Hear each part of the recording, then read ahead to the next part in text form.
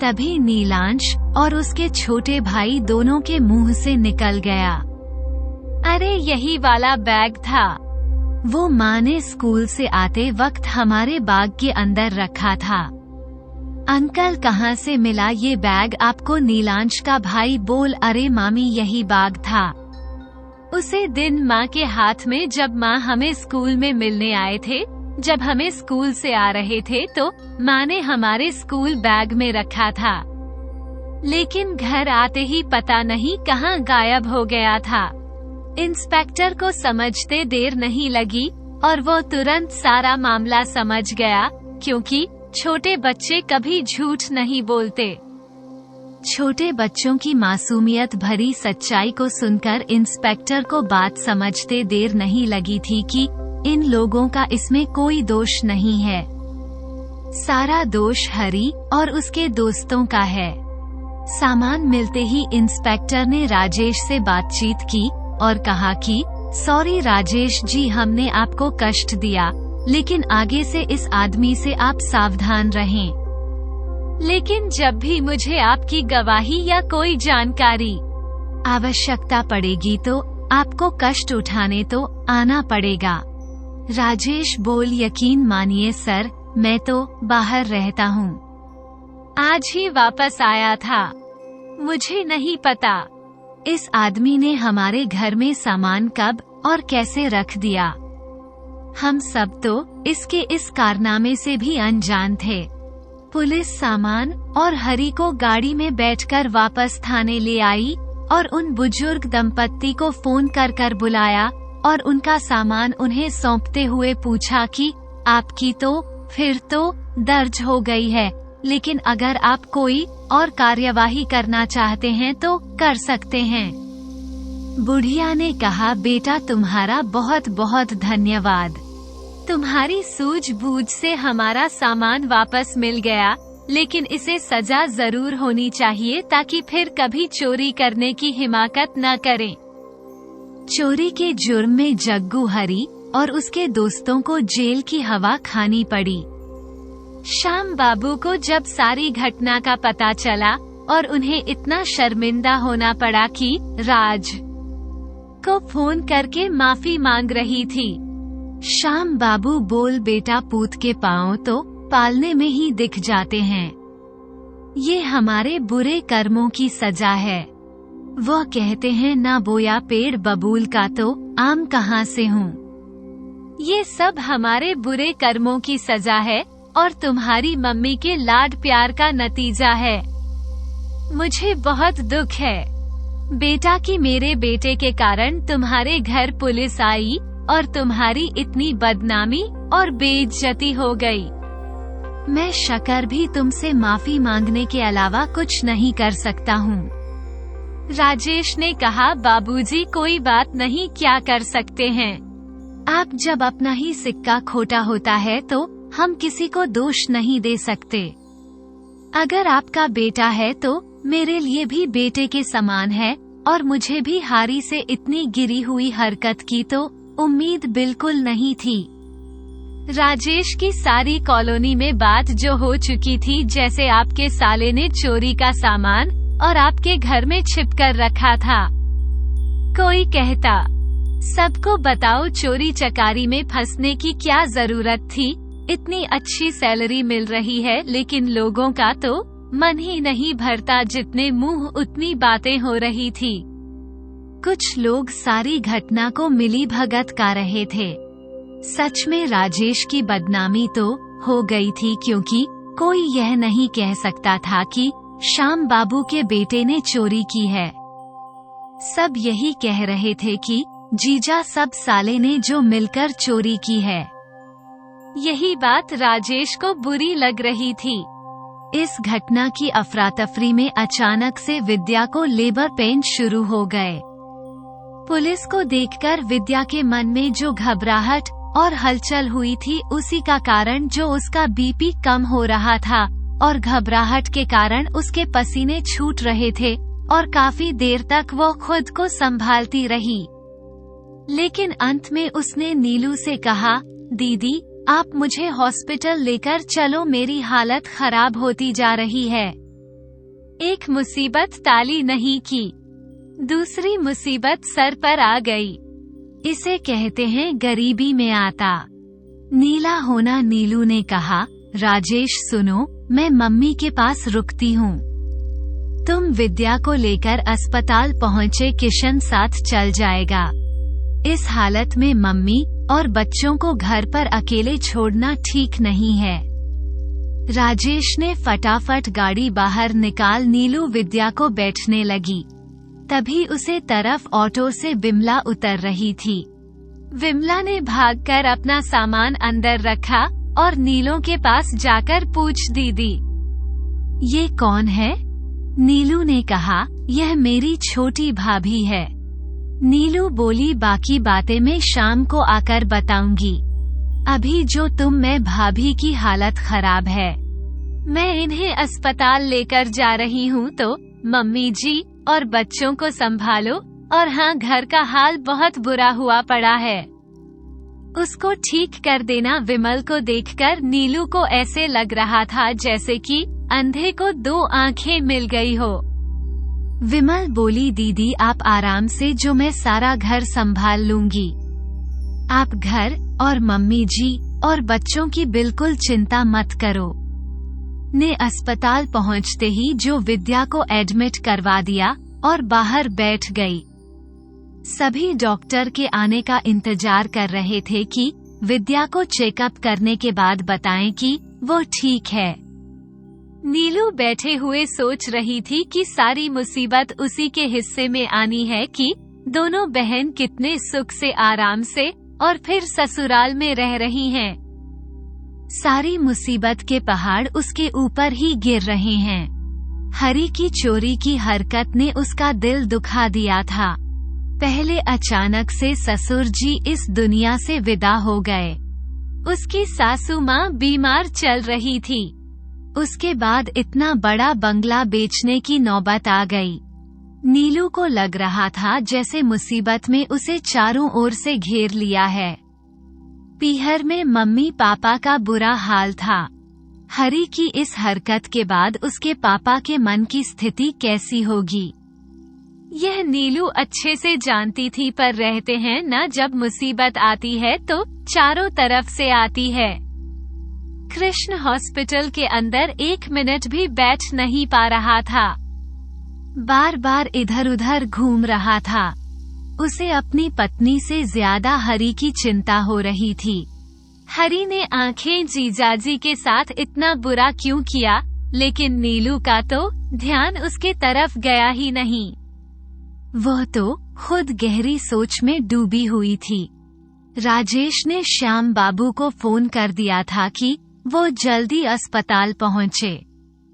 अचानक विद्या की तबीयत बिगड़ गई है, तो हम उसे अस्पताल लेकर जा रहे हैं। कुछ ही देर में श्याम बाबू और सरस्वती दोनों हॉस्पिटल पहुंच गए। श्याम बाबू ने हरी के इतने बुरे व्यवहार के लिए हाथ जोड़कर राजेश से माफी मांगने लगे, तो राजेश ने कहा, पापा जी मैं भी आपका बेटा हूँ। आप पिता होकर मुझसे माफी मत मांगिए, इसमें आपका कोई दोष नहीं है। माता पिता तो हमेशा अपने बच्चों को अच्छे संस्कार सिखाते हैं। बच्चे अच्छे संस्कार नहीं सीखें तो इसमें माँ बाप का कोई दोष नहीं है। वह और वैसे भी पापा जी, उसे अपने किए की सजा मिल गई है और अब वह जेल में चक्की पीसेगा तो अपने आप अकल ठिकाने आ जाएगी। नीलू को इतनी गहरी सोच में देखकर सरस्वती ने उसके कंधे पर हाथ रखकर उसे हिलाया और पूछा, बिटिया इतनी चिंता मत करो, ईश्वर की कृपा से सिर्फ ठीक हो जाएगा।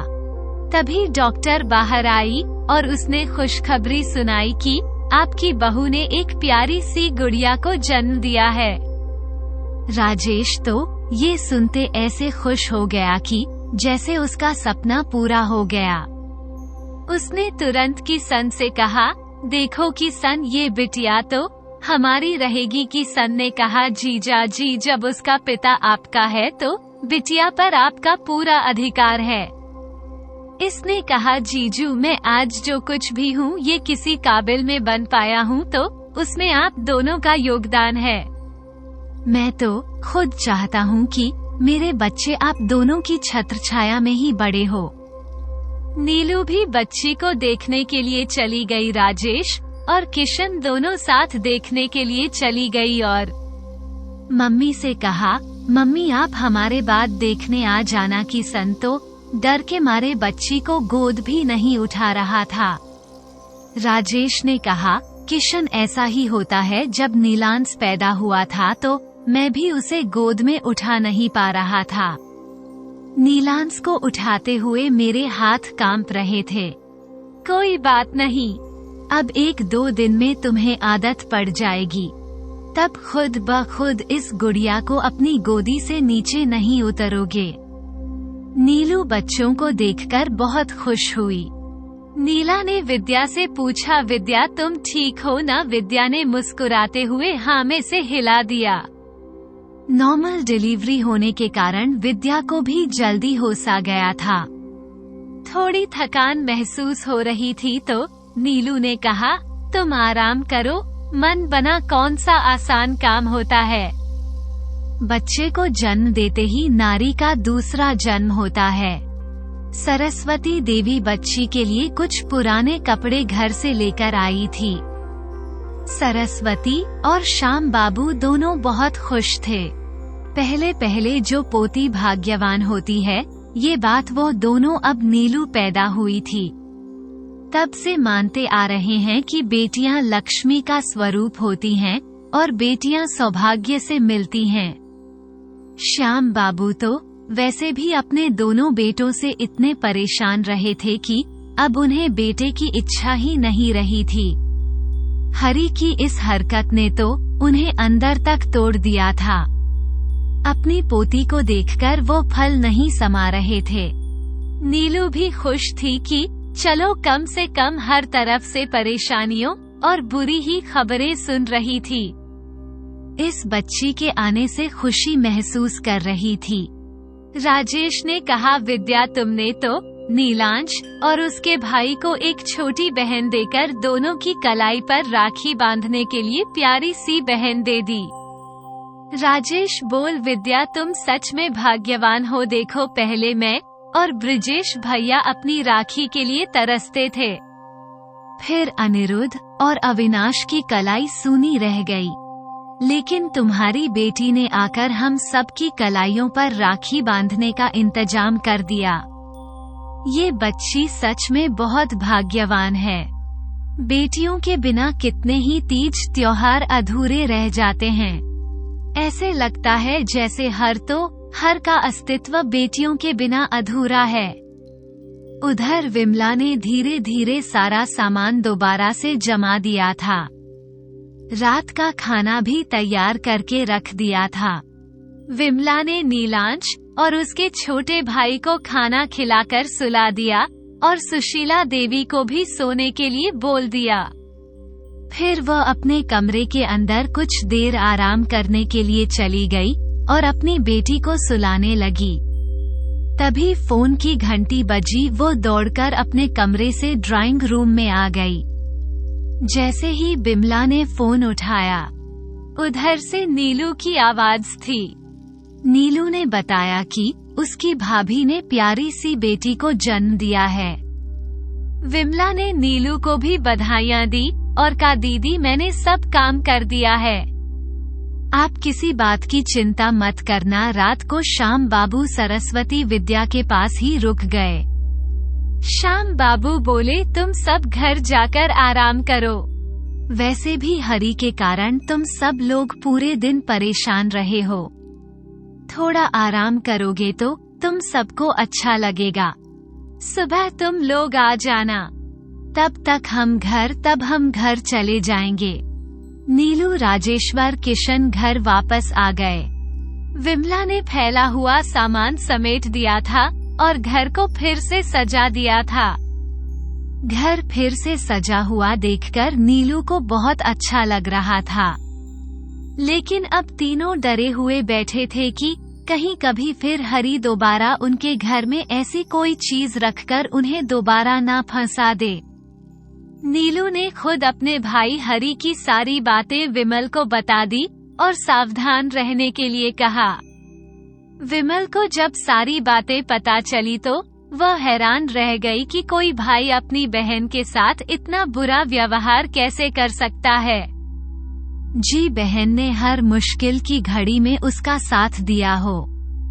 आज उसकी बेइज्जती करने में भी हरी को कोई भी शर्म महसूस नहीं हुई। विमला सोच रही थी, अच्छा एक का तो जमाना ही नहीं है। सही कहते हैं, नेकी कर दरिया में डाल चोरी की घटना की जानकारी कुसुम को भी मिल गई थी। कुसुम सोच रही थी, चलो अच्छा हुआ असलियत जल्दी सामने आ गई, नहीं तो पता नहीं नीलू अपने दूसरे भाई को वे अपने घर में ही बसा लेती। बहुत अच्छा किया, हम तो सही टाइम से वहाँ से निकल आए, नहीं तो हरी मेरे बच्चों को भी बिगाड़ ही देता। कुसुम ने जब ब्रजेश को सारी बात बताई तो वो बोला, भलाई का तो जमाना ही नहीं है। आजकल किसी पर भी भरोसा करना खतरे से खाली नहीं है। बताओ, अगर सगा भाई अपनी बहन के साथ ऐसा करेगा तो फिर किस पर भी विश्वास किया जाए। जब देवी और प्रवीण को ये खबर पता चली तो देवी का मन और भी खट्टा हो गया। वो तो अपने परिवार से कोई संबंध नहीं रखना चाहता थी। उसकी ससुराल में उसको उसे जिसको भी यह बात पता चली सभी उससे पूछकर उसका दिमाग खराब कर रहे थे। उन सभी के पूछने से देवी का मन शांत हो रहा था। करे कोई भरे कोई अपने भाई की करने के कारण आज उसे अपने ससुराल में बातें सुनने को मिल रही थी और कोई मुंह पर बोल रहा था, कोई पीठ पीछे, लेकिन सब उसके भाई की बुराई कर रहे थे। देवी आज अपने भाई की वजह से अपने ससुराल में बहुत बेइज्जती महसूस कर रही थी, लेकिन क्या कर सकती थी। जब अपना ही सिक्का खोटा होता है तो इंसान को सुनना ही पड़ता है। रात का खाना खाने के बाद सभी लोग अपने अपने कमरों में सोने के लिए चले गए। नीलांश और उसका भाई अपनी दादी के पास सो गए। आज का दिन सारे परिवार के लिए बहुत बड़ा और थकावट भरा था। आसपास के लोग राजेश के बारे में झूठी अफवाहें फैला रहे थे, जिन्हें सुनकर सारा परिवार बहुत दुखी हो रहा था, लेकिन नीलू को नींद नहीं आ रही थी।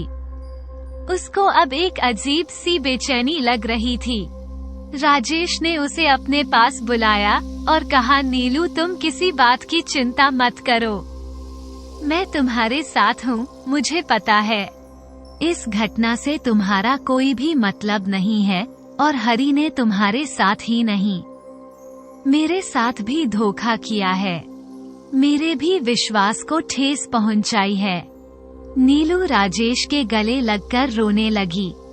राजेश उसके आंसू पहुंचने लगा और बोला, नीलू किसी की गलती के लिए अपने मन को दुखी मत करो। नीलू बोली, मुझे तो कल की चिंता हो रही है, जब बच्चे स्कूल जाएंगे तो कहीं स्कूल के बच्चे ये कहकर हमारे बच्चों को परेशान ना करें।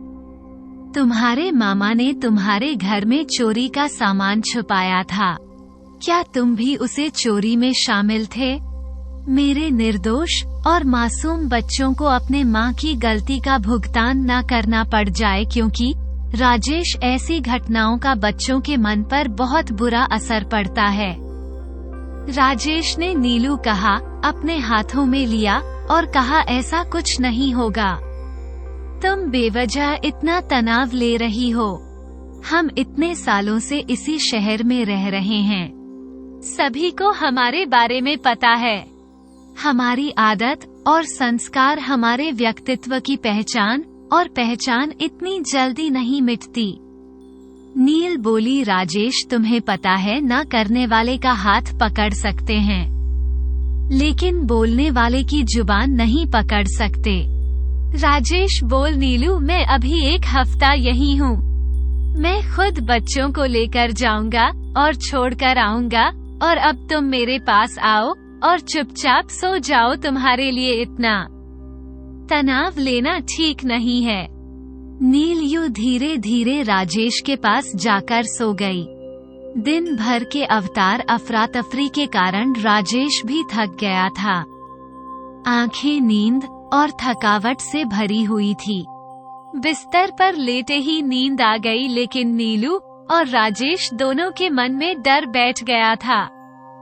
उनकी गैर मौजूदगी में कोई भी उनके घर में कुछ भी रख कर जा सकता है। अब उन्हें पहले से ज्यादा सतर्क रहना पड़ेगा। उधर श्याम बाबू के घर में कोई ना कोई लेंडर अपने पैसे मांगने के लिए आता ही रहता। श्याम बाबू इस तरह अपने आप को रोज जलील होते देखकर परेशान रहने लगे। गरीब आदमी के पास अपने इज्जत के अलावा कोई और कीमती चीज नहीं होती, और जब इज्जत द पर लग जाए तो इंसान कुछ भी करने के लिए तैयार हो जाता है। वैसे भी सभी लेनदारों को पता था कि हरी मक्कार है। उसका बाप शरीर है, और शरीर आदमी से पैसे निकलवाना कौन सी बड़ी बात है। और शारिफ आदमी जो अपनी इज्जत के लिए मरता है और अपनी इज्जत को बचाने के लिए वह अपना सब दाव पर लगा देता है। आखिरकार श्याम बाबू ने सभी लेनदारों को धीरे धीरे पैसे वापस लौटने का वादा किया। तब जाकर उनका पीछा छूटा। श्याम बाबू भी अब आधे से ज्यादा तनख्वाह तो हरी के कर्ज उतारने में निकल जाती थी। घर की स्थिति धीरे धीरे खराब हो रही थी। किशन का अपना परिवार बढ़ रहा था, उसे पर भी परिवार की जिम्मेदारियां बढ़ रही थी, और वैसे भी कृष्ण की ज्यादा तनख्वाह नहीं थी। छोटी सी तनख्वाह में अपने परिवार का गुजारा चल रहा था। सरस्वती भी परेशान होकर फिर से अपने सिलाई का काम शुरू कर रही थी। हर किसी को अपने कर्मों की सजा भुगतान पड़ती है। सरस्वती को भी अपने किए की सजा मिल रही थी। पुरानी बातों को सोचकर कई बार सरस्वती का दिल रोने लगता और पश्चाताप में जलने लगती, और बातों को याद करके सरस्वती का मन करता कि आत्महत्या कर ले। लेकिन वरना कौन सा आसान काम होता, करने के लिए भी बहुत हिम्मत चाहिए। लेकिन सरस्वती फिर भी हिम्मत से खुद को संभाले हुए थी। अपना काम दोबारा से शुरू कर दिया था। चलो 2 पैसे आएंगे तो घर के काम ही आएंगे। श्याम बाबू सो रहे थे। सब कुछ कितना अच्छा चल रहा था। जीवन में कितने वर्ष उन्होंने इज्जत और सम्मान से गुजार दिए। श्याम बाबू सो रहे थे। हनी बलवान होती है, और जो होना वो होकर ही रहता है। सही कहते हैं लोग, होगा वही जो राम रची राखा। सभी लोग श्याम बाबू के ईमानदारी की कस्में खाते थे, और आज उन्हीं के बेटे ने ऐसी हरकत करके उन्हें कहीं का नहीं छोड़ा। समाज ने उन्हें अब जो बेइज्जत करना शुरू कर दिया था। श्याम बाबू सो रहे थे। उनका जो बेटा कुत्ते की दम की तरह है, जिसे कितना भी सीधा करो वो कभी सीधी नहीं होगी। इंसान सोचता कुछ है और हो जाता कुछ है। श्याम बाबू धीरे धीरे अपने बेटे हरी का कर्ज उतारने की कोशिश कर रहे थे। श्याम बाबू सो रहे थे। कहाँ तो सोचा था बेटे जवां होंगे, मेरी मदद करेंगे, और बुढ़ापे में मुझे थोड़ा आराम मिल जाएगा। मुझे क्या पता कि तकदीर इतनी खराब है। बुढ़ापे में इज्जत के साथ साथ अपने बेटे हरी की करने का फल भी मुझे भोगना पड़ेगा।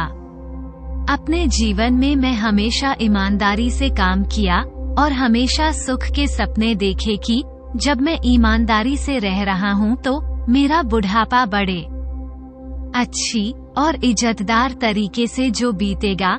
लेकिन उन्हें क्या पता था कि जो सपने उन्होंने देखे हैं बुढ़ापे में थोड़ा सा गुण मिलेगा। लेकिन उन्हें क्या पता था कि अंतिम दिनों में उनकी तो सुख शांति भी छिन जाएगी। लेकिन कई बार का ख्वाब जो कांच के होते हैं और आँखों से बिखर जाते हैं और उनकी चुभन उम्र भर रहती है। तकदीर के सितारे खराब हो तो बुरा समय आने में वक्त नहीं लगता। जब हमारा जीवन सुख से भरा होता है तो हमें समय का एहसास नहीं रहता, लेकिन जब जीवन में दुख आता है तो एक एक क्षण बरसों के बराबर लगने लगता है। श्याम बाबू की मनोदशा बहुत बुरी हो रही थी।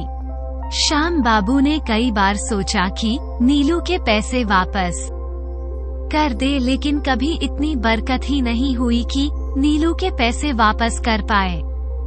अभी तो अपने नालायक बेटे हरि के कर्ज उतारने में ही बुढ़ापा गुजर रहा था। कृष्ण की बेटी भाग्य लक्ष्मी सच में भाग्य लेकर आई थी।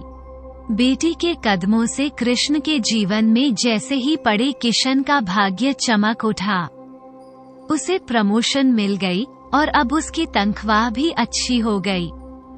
कंपनी की तरफ से उसे रहने के लिए घर भी मिल गया था, लेकिन वह अभी भी दीदी को छोड़कर जाने का उसका मन नहीं बन रहा था। मन में एक कश्मकश चल रही थी कि अपनी दीदी और जीजाजी को छोड़कर जाए या इस सुनहरे अवसर को छोड़ दें। इसी उधेड़बुन में वो बैठा सोच रहा था कि फोन की घंटी बजी। किशन अंदर जाकर फोन उठाया तो फोन राजेश का था। राजेश ने कहा, कृष्ण कैसे हो?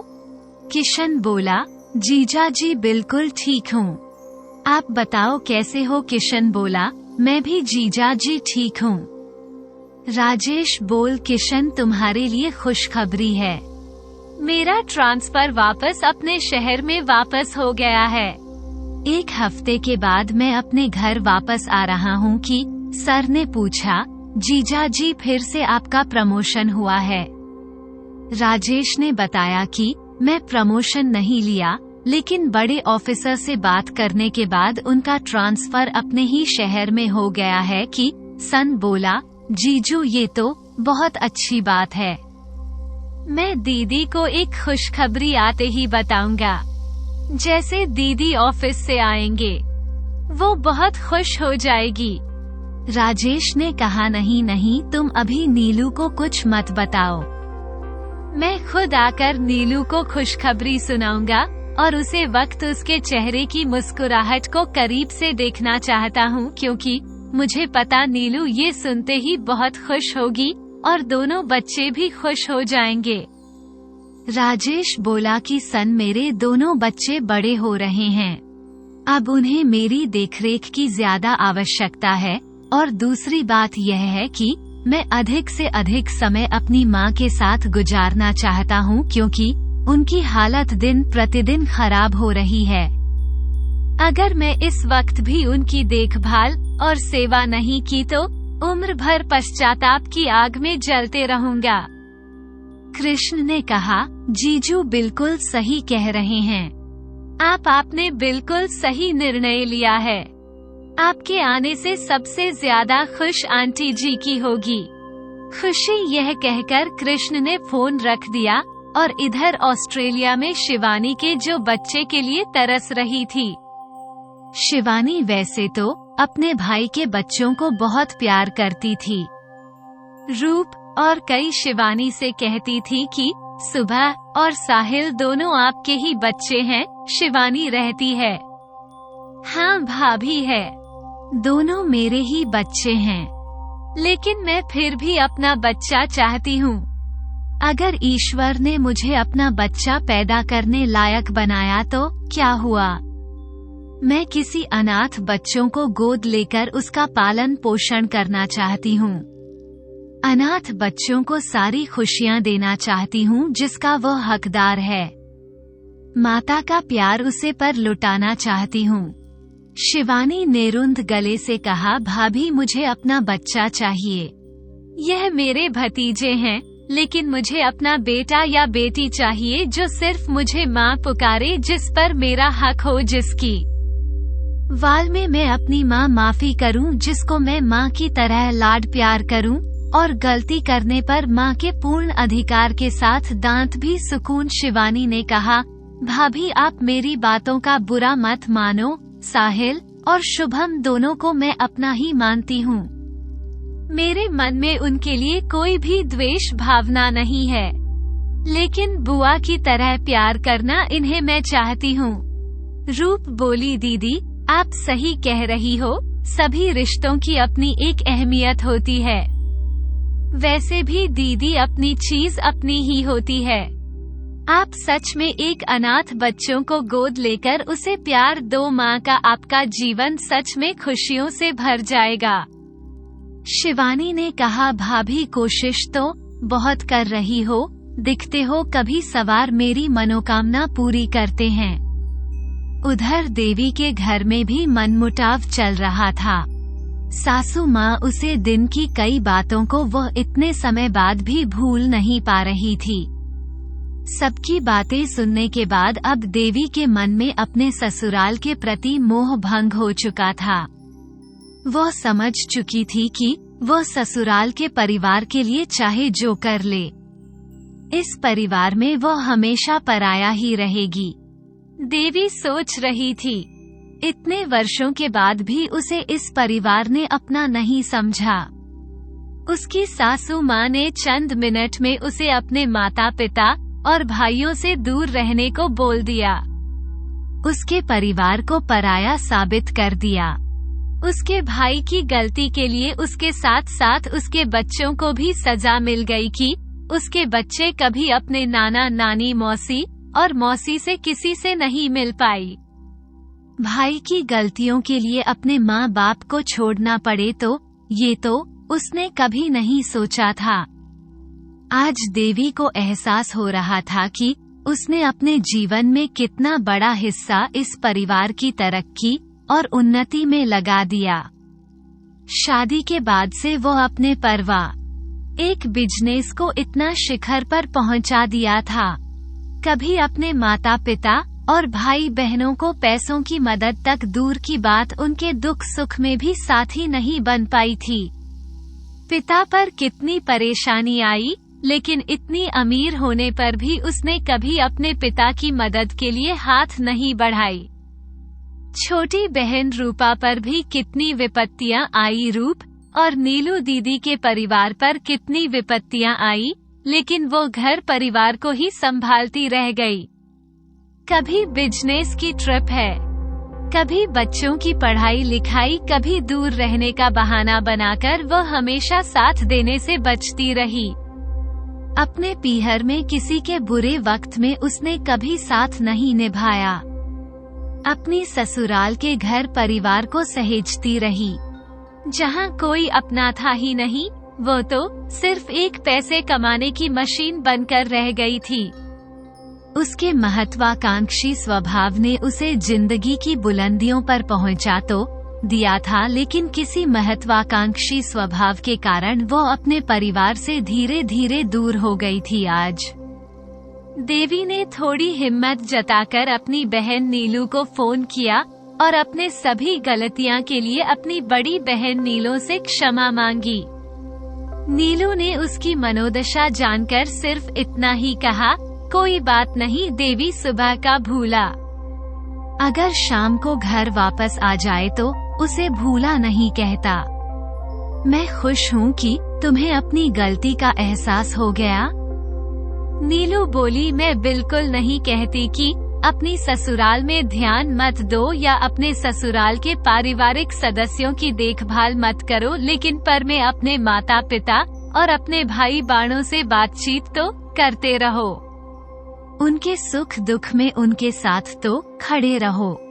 माना हम बेटियां पराई होती हैं, लेकिन फिर भी माता पिता को बहुत प्यारी प्यारी होती हैं। और जब एक बेटी अपने माता पिता से मुंह मोड़ लेती है तो माता पिता के लिए सबसे दुखद समय होता है, क्योंकि बेटे तो अक्सर माता पिता से मुंह मोड़ ही लेते हैं। लेकिन बेटियां ऐसा नहीं करती हैं।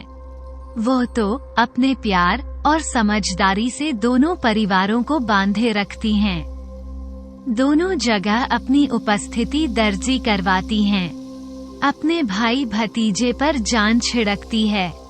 अगर तुम अपने भतीजी या भतीजे को प्यार करोगी तो बच्चों को क्यों नहीं अपनी बुआ बुआ को प्यार करेंगे। फिर चाहे उनकी हुआ कुछ दे ना दे, बुआ का प्यार और स्नेह मिलता रहे।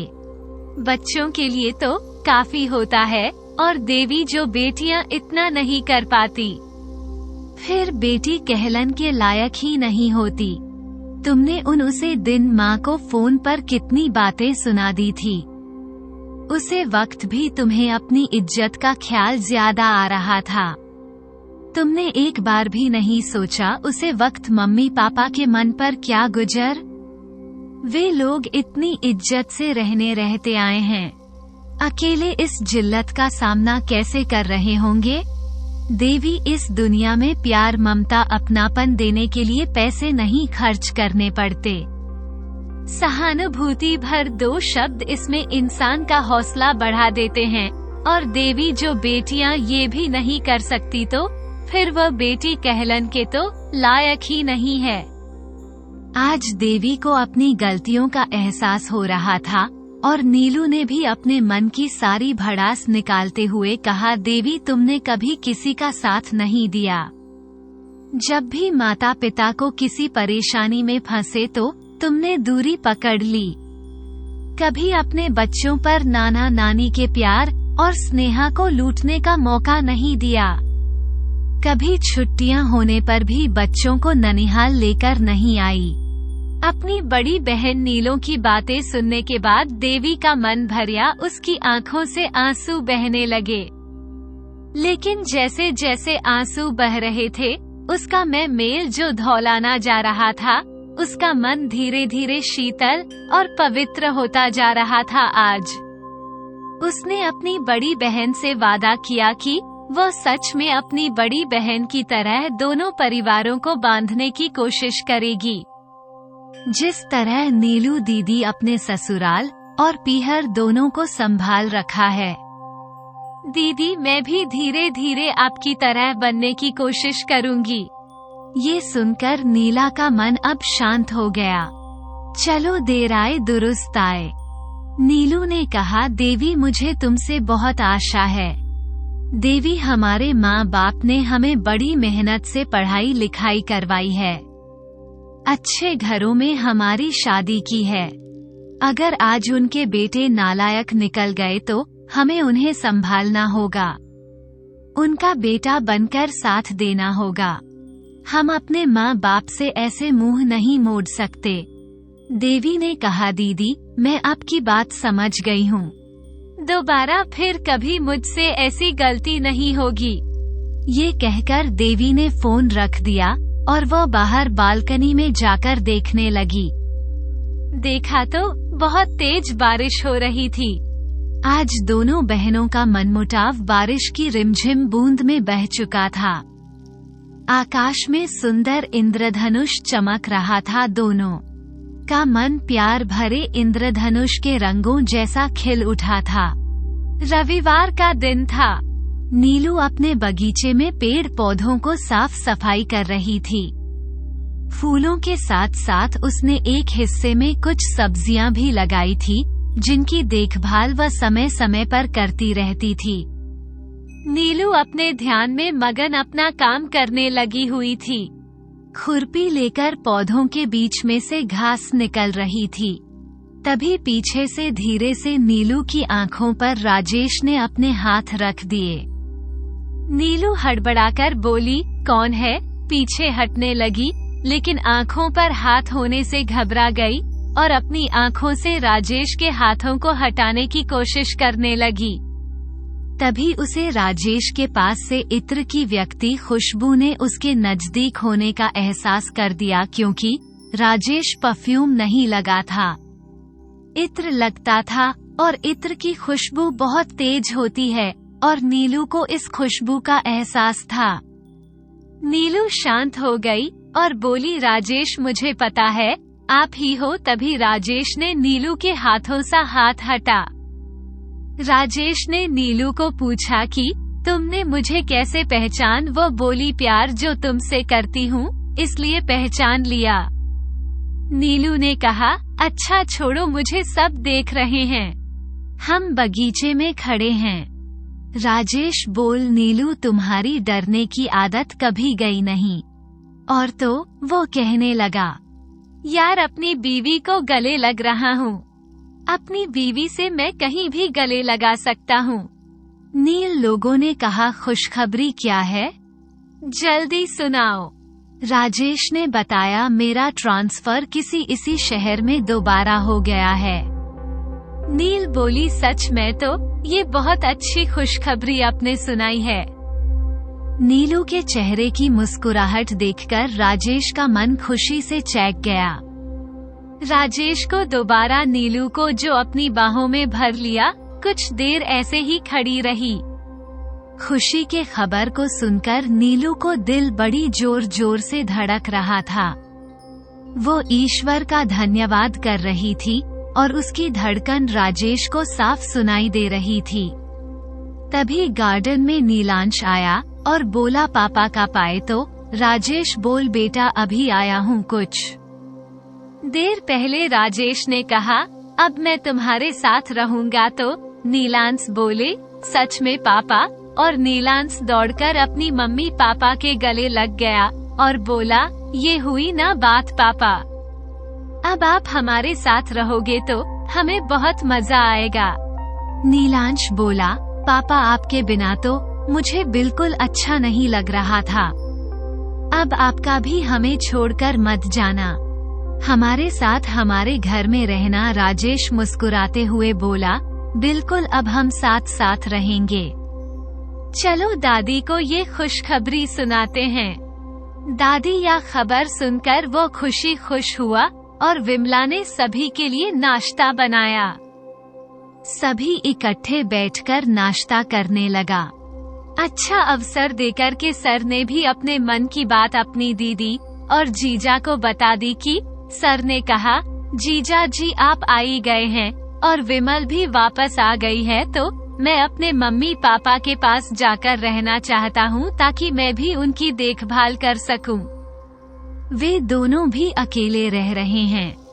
मेरी और विद्या के जाने से उन्हें थोड़ा सहारा हो जाएगा और मन भी लगा रहेगा। राजेश ने कहा, वैसे मैं भाग्य लक्ष्मी को भेजना नहीं चाहता, लेकिन कर क्या सकता हूँ? आखिर बेटी तो तुम्हारी है, तुम्हारा पहला हक है। लेकिन इस प्यारी बच्ची को प्यार के साथ साथ हमारे प्यार के साथ साथ दादी का प्यार और दादा का प्यार भी मिले तो बहुत अच्छा होगा। जिस तरह मैं अपने मम्मी की सेवा करना चाहता हूँ, तुम भी अपने माता पिता की सेवा करने के लिए जा रहे हो। यह अच्छा निर्णय है। मैं तुम्हारी इस बात की सराहना करता हूँ। बच्चों को माता पिता का ध्यान रखना चाहिए, या उनका फर्ज नहीं, उनका कर्तव्य भी है। किशन, तुम जब चाहे अपनी मम्मी पापा के पास जा सकते हो। अब मैं हूँ यहाँ ध्यान रखने के लिए। और रही बात विमला की, तो वो वापस आई गई है। कुछ दिन बाद कृष्ण और विद्या अपनी बेटी भाग्य लक्ष्मी को लेकर वापस अपने घर आ गए। अपने बेटा बहू और पोती को घर आया देखकर सरस्वती तो फूल ही नहीं समा रही थी। अपनी सुशील और समझदार बहू को अपने पास देखकर सरस्वती का हृदय प्रसन्नता से भर गया। जैसे जैसे घड़ी की सुइयां बढ़ती जा रही थी, वैसे वैसे समय भी गति से बढ़ रहा था। उसे समय के साथ धीरे धीरे सब कुछ परिवर्तित होता रहता है। विद्या और किशन अपने घर आकर बहुत खुश थे। विद्या ने आते ही सरस्वती के घर के कामों में मदद मिलने लगी थी। विद्या अधिक से अधिक काम खुद करने की कोशिश करती और जब कभी सरस्वती को थका हुआ देखते तो उनके पैरों को दबाकर मालिश भी कर देती। कभी कभी सरस्वती देवी अपना सर धोकर सूखने के लिए बाल खोलकर बैठी तो विद्या उनके बालों में बड़े प्यार से तेल लगाकर मालिश कर देती और सरस्वती के हृदय से अपार दुआएं और आशीर्वाद विद्या को मिलाने लगे। जब आप किसी की सेवा करते हो तो उसकी माँ आपकी सेवा से प्रसन्न होता है और उसे प्रसन्नता से जो मन के भाव होते हैं वे सच्चे होते हैं। वो आशीर्वाद फलीभूत जरूर होते हैं। विद्या के अच्छे स्वभाव से सरस्वती के दुखी हृदय को शांति और सगुण से भर दिया था। विद्या की सेवा भाव देखकर सरस्वती माँ ही मन खुश हो रही थी। छोटी बहू तो कम से कम अच्छी आई, जो उसका दुख सुख में साथ देती है, हर काम में मदद करती है और उसके सभी कामों में मदद करती थी। सरस्वती विद्या से कहती कई बार, अच्छे पुण्य के होंगे मैं विद्या जो मुझे मैंने मोती दान किए होंगे, जो तुम जैसी अच्छी बहू मुझे मिला। अपनी बड़ी बहू के बारे में सोचकर सरस्वती की आंखों में आंसू आ जाते। उसका बुरा व्यवहार और उसके द्वारा मिला तिरस्कार सरस्वती को हमेशा दुखी कर देता था। सरस्वती अपनी पोती भाग्य लक्ष्मी का बहुत ध्यान रखती थी। उसकी देखभाल में कोई कसर नहीं छोड़ती थी। सास बहू दाना मिलजुल कर घर के काम कर लेती। बेटे और बहू के घर वापस आने से घर में रौनक वापस आ गई थी। भाग्य लक्ष्मी के आने से घर में रौनक आ गई थी।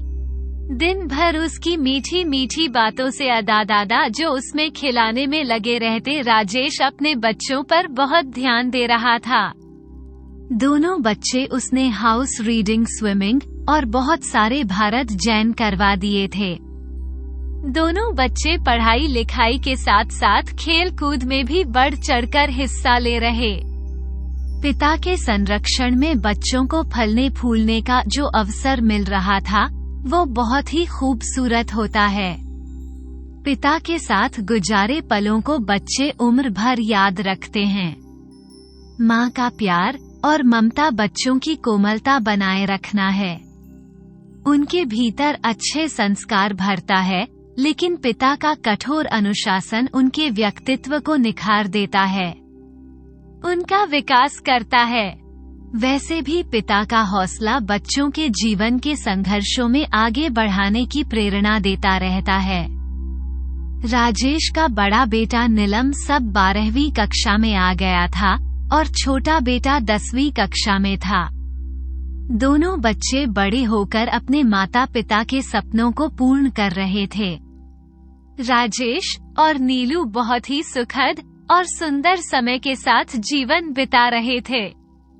राजेश के लिए सबसे खुशी की बात थी कि उसकी माँ धीरे धीरे नॉर्मल होती जा रही थी। शायद यह नीलू के दोनों बेटों का कमाल था, क्योंकि सुशीला देवी उन दोनों पर बहुत ध्यान देने लगी थी, जिससे वे पुरानी बातें भूल चुकी और डिप्रेशन से पूरी तरह बाहर आ चुकी थी। दोनों बच्चों में वो अनिरुद्ध और अविनाश को देखी थी।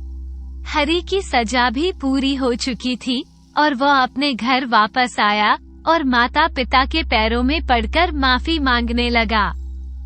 उसने अपने माता पिता से रो रो कर माफी मांगी और कहा वो बाकी का कर्ज खुद उतरेगा, चाहे उसे मेहनत या मजदूरी करनी पड़े। लेकिन अब वो कभी भी जिंदगी में कोई गलत काम नहीं करेगा। श्याम बाबू की उम्र बढ़ रही थी। बुढ़ापे का जो असर शरीर पर धीरे धीरे बढ़ता जा रहा था और कहने लगा, वो आप काम करने की जो आपकी उम्र नहीं है। आप हाथ पैरों और घुटनों में दर्द, अक्सर उनका बीपी लो रहने लगा था। उधर राजेश और नीलू का बेटा नीलांश बचपन से कुशाग्र बुद्धि था।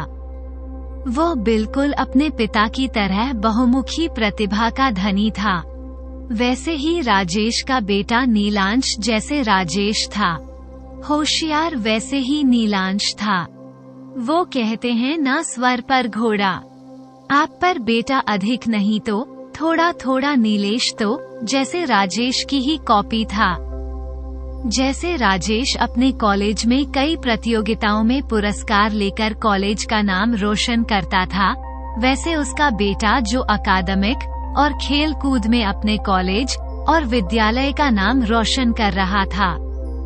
बच्चे जब कामयाबी की सीढ़ियां चढ़ते हैं तो सबसे ज्यादा खुशी माता पिता को होती है। सुशीला देवी अपने दोनों पोतों की सफलता का श्री राजेश और नीलू को ही देती थी। उधर मुंबई में कुसुम के दोनों बेटों की नौकरी लग चुकी थी, लेकिन दोनों ही अलग अलग शहरों में रह रहे थे और कारण था कि उनकी कम अच्छी कंपनी और अच्छी नौकरी जिसे छोड़ना नहीं चाहते थे। दोनों की नौकरी बेंगलुरु में लग गई और दोनों इतनी सुंदर शहर से वापस मुंबई नहीं आना चाहते थे क्योंकि दोनों भाई सॉफ्टवेयर इंजीनियर थे। इतने साल मुंबई की भीड़भाड़ में रहते थे, दोनों ही ऊब चुके थे। अब इतने बड़े घर में बिरजेश और कुसुम ही रह गए। बच्चे कभी कभी आते तो घर में रौनक आ जाती थी और उनके जाते घर में फिर सन्नाटा पसर जाता था। कुसुम को वहाँ से हो रहा था। अपने घर में अकेले रहना कितना मुश्किल होता है। अगर बच्चे होते हैं तो माता पिता का मन लगा रहता है, फिर नाती पोते सबके साथ जीवन की संध्या धीरे धीरे व्यतीत होती रहती है। आज उसे अपने घर की बहुत याद आ रही थी, जिसमें सारा परिवार मिलजुल कर रहता था। कई बार मनुष्य थोड़े से सुखों के लिए भविष्य के सुखों को निचोड़ कर देता है, जैसे थोड़ी सी आजादी और अपने हिसाब से रहने की इच्छा उसे मुंबई ले आई थी। कुसुम के जीवन में ये कुछ साल बहुत खुशी से गुजरे थे। अपने दोनों बेटे बेटों के साथ वो आनंद के साथ रहते हुए उसे समय का आभास नहीं हुआ था। कब वो सुंदर समय गुजर गया और अब उसके बच्चे जो बड़े शहरों में जाने चले गए। कुसुम सोच विचार भी डूबी थी। माता पिता कितने भी बड़े शहर में चले जाएं, लेकिन बच्चे उससे आगे बढ़ना चाहते हैं। जैसे कुसुम और ब्रिजेश को अपने माता पिता का शहर छोटा लगने लगा और वो दोनों इस बड़े शहर मुंबई में आ गए और आज उनके बेटे मुंबई का बड़ा शहर छोड़कर बेंगलुरु चले गए। ब्रिजेश और कुसुम के जाने के बाद सुशीला देवी और बिसंभात ने कैसा महसूस किया होगा। आज खुद कुसुम उसे एहसास से गुजर रही थी। आज उसे राजेश की बात याद आती थी। भाभी, आप जिन बच्चों के लिए घर बना रही हैं ना, जब आप खुद किसी के बनाए घर में नहीं वासी तो आपके बच्चे भी यहाँ नहीं रहेंगे। वो भी आपकी तरह बड़े शहरों की तरफ जाएंगे।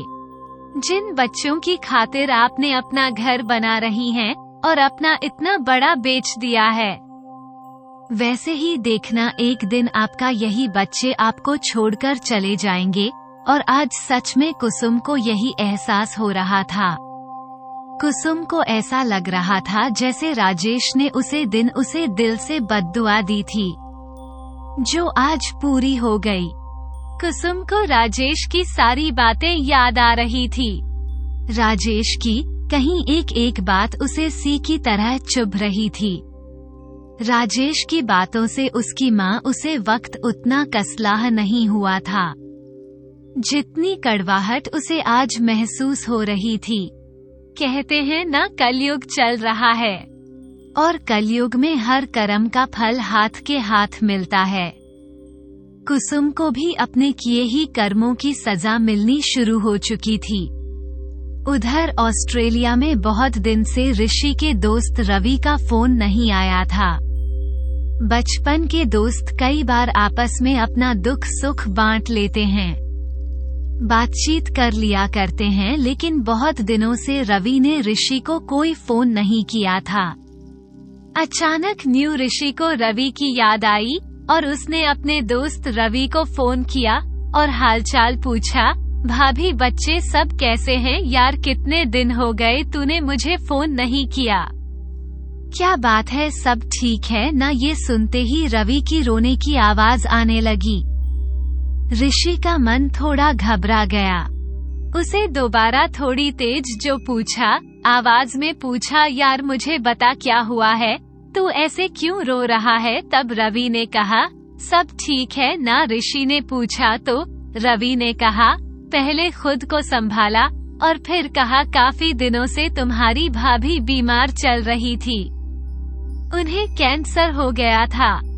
उसका इलाज करते करते मेरी कमर टूट गई है।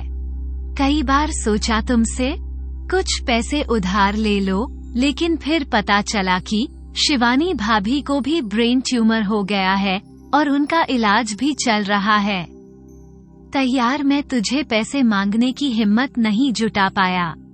मुझे लगा शिवानी भाभी के ऊपर कितना खर्च हो रहा होगा, तो खुद इस समय कितनी परेशानी में फंसा हुआ है। तुमसे कुछ बताने की मेरी हिम्मत नहीं हुई। रवि बोल रहा है, यार तेरी भाभी को बचाने के लिए मैंने अपना घर, गाड़ी, ज्वेलरी सब कुछ बेचकर भी उसे मौत के मुंह से नहीं बचा पाया। आखिरकार 1 महीना पहले वो हमें छोड़कर चली गई। अभी तेरी भाभी के जाने का गम भुला नहीं था कि पता चला कि मेरी दोनों किडनी खराब है और मैं भी जिंदगी में कुछ ही दिनों का मेहमान हूँ। बस यार, अब मुझे सिर्फ अपनी बेटी की चिंता हो रही है। मधुलिका के लिए वो कुछ नहीं कर पाता, लेकिन ईश्वर ने मुझे उसका भी मौका नहीं दिया। मुझे नहीं पता कब मेरा शरीर काम करना बंद कर दे। मेरी छोटी सी नन्ही बच्ची मुझे क्या बचाएगी। मुझे उसकी रक्षा करनी चाहिए थी, लेकिन यार आज वह मेरी सेवा रही है। यार मेरे पास सब अपने इलाज के लिए पैसे नहीं बचे हैं कि मैं अपना इलाज कर सकूं। थोड़े से पैसे इसके नाम कर रखे हैं ताकि मेरे जाने के बाद कोई रिश्तेदार इसको संभाल ले। अगर वह पैसे भी मैंने अपने ऊपर खर्च कर दिए तो मेरी बेटी का क्या होगा। बस इसी की चिंता मुझे खाई जा रही है। तू तो जानता है, चिंता चिता के समान होती है। ऋषि बोला, यार तूने दोस्ती का मन नहीं रखा। तूने मुझे एक बार तो बताया होता कि तुझे पैसे की जरूरत है, तो इतनी परेशानी में, इतनी तंगहाली में जी रहा है। कम से कम अपने दोस्त को एक बार फोन तो किया होता। यार हम दोनों बचपन के दोस्त हैं, एक साथ खेले हुए बड़े हुए, या बचपन से लेकर 12वीं क्लास तक हम दोनों साथ पढ़े, साथ रहे। तूने आज मुझे बेगाना साबित कर दिया। रवि ऋषि ने शिकायत भरे लहजे में कहा, तूने मुझे दोस्ती निभाने का एक भी मौका नहीं दिया। रवि ने कहा, यार तू इतनी दूर बैठा है विदेश में, तुझे मैं क्या मदद मांगता। और सच कहूँ तो मैं इतना परेशान हो गया था कि मुझे कुछ सूझ ही नहीं रहा था। रवि जो ऋषि से बोला, जब इंसान इस दुनिया से अचानक चला जाता है ना तो इतना दुख नहीं होता, लेकिन जब भी अपना आपके सामने तड़प तड़प कर मर जाता है तो आप उसे बचाने में ऐसा फल रहते हैं, तो पाल पाल उसे मरते भी अपनी आंखों से देखते हैं, लेकिन कर कुछ नहीं पाए तो यार आप जीते जी मौत को महसूस कर लेते हैं। पिया का कर रवि फूट फूट कर रोने लगा। ऋषि बोले, यार चुप हो जा, मुझे बहुत दुख हो रहा है। इस दुख की घड़ी में मैं तेरे साथ नहीं हूँ। भाभी के इस दुनिया से जाने क्या मुझे बहुत दुख है। तेरा तो पूरा परिवार ही उजड़ गया। यार ऋषि बोल, सच कहूँ तब तक देर के खेल है। मुझे देख, मैं और तेरी भाभी एक बच्चे के लिए तरस रहे हैं और वह तुम्हारी बच्ची अनाथ होने के कगार पर है, तो यार मेरे पास आजा, मैं तेरा इलाज कर देता हूँ। मैं तुझे पैसे भेज रहा हूँ, तो अपना इलाज करवाना शुरू कर, तू ठीक हो जाएगा। तो किसी बात की चिंता मत कर, ऋषि एक साथ बोले चला जा रहा था। अचानक से रवि ने उसे बोलते हुए रुक गया और बोला, यार चुपचाप पहले मेरी बात ध्यान से सुन। रवि बड़े रंधे गले से बोला, अगर तू दोस्ती का फर्ज निभाना चाहता है तो मुझे तेरे पैसे की जरूरत नहीं है, क्योंकि मेरे पास अब समय ही काम बचा है। लेकिन तू अभी भी अपनी दोस्ती निभा सकता है। यार तू मेरी बेटी को अपनी बेटी बना ले तो मैं शगुन से मार सकूंगा, और तेरी भाभी और मैं दोनों तुझे बहुत दुआएं देंगे। यहाँ भारत में मेरी बेटी को संभालने वाला कोई नहीं है। बेटा होता तो शायद कोई ना कोई रिश्तेदार संभाल भी लेता। लेकिन यार तू तो जानता ही है ना बेटियों की जिम्मेदारी कितनी बड़ी जिम्मेदारी होती है।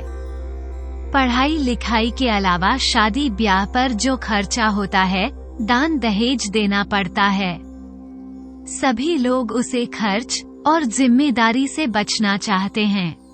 रवि ने कहा, ऋषि मैं आज तक तुझे कुछ नहीं मांगा, आज पहली बार और आखिरी बार मांग रहा हूँ। दोस्त, मेरे जाने के बाद मेरी बेटी को संभाल लेना। अगर हो सके तो कुछ दिनों के लिए भारत आ जा और कागजी कार्रवाई पूरी करके मेरी बेटी को अपनी बेटी बना ले तो मैं शगुन से मार सकूंगा। ऋषि बोला, यार ऐसा नहीं रहते तो जल्दी स्वस्थ हो जाएगा। मैं फ्लाइट बुक करके आ रहा हूँ और तू भी ठीक हो जाएगा। ऋषि ने कहा, तू अपनी बेटी की चिंता मत कर, शायद ईश्वर ने इसे हमारे लिए ही दुनिया में भेजा है।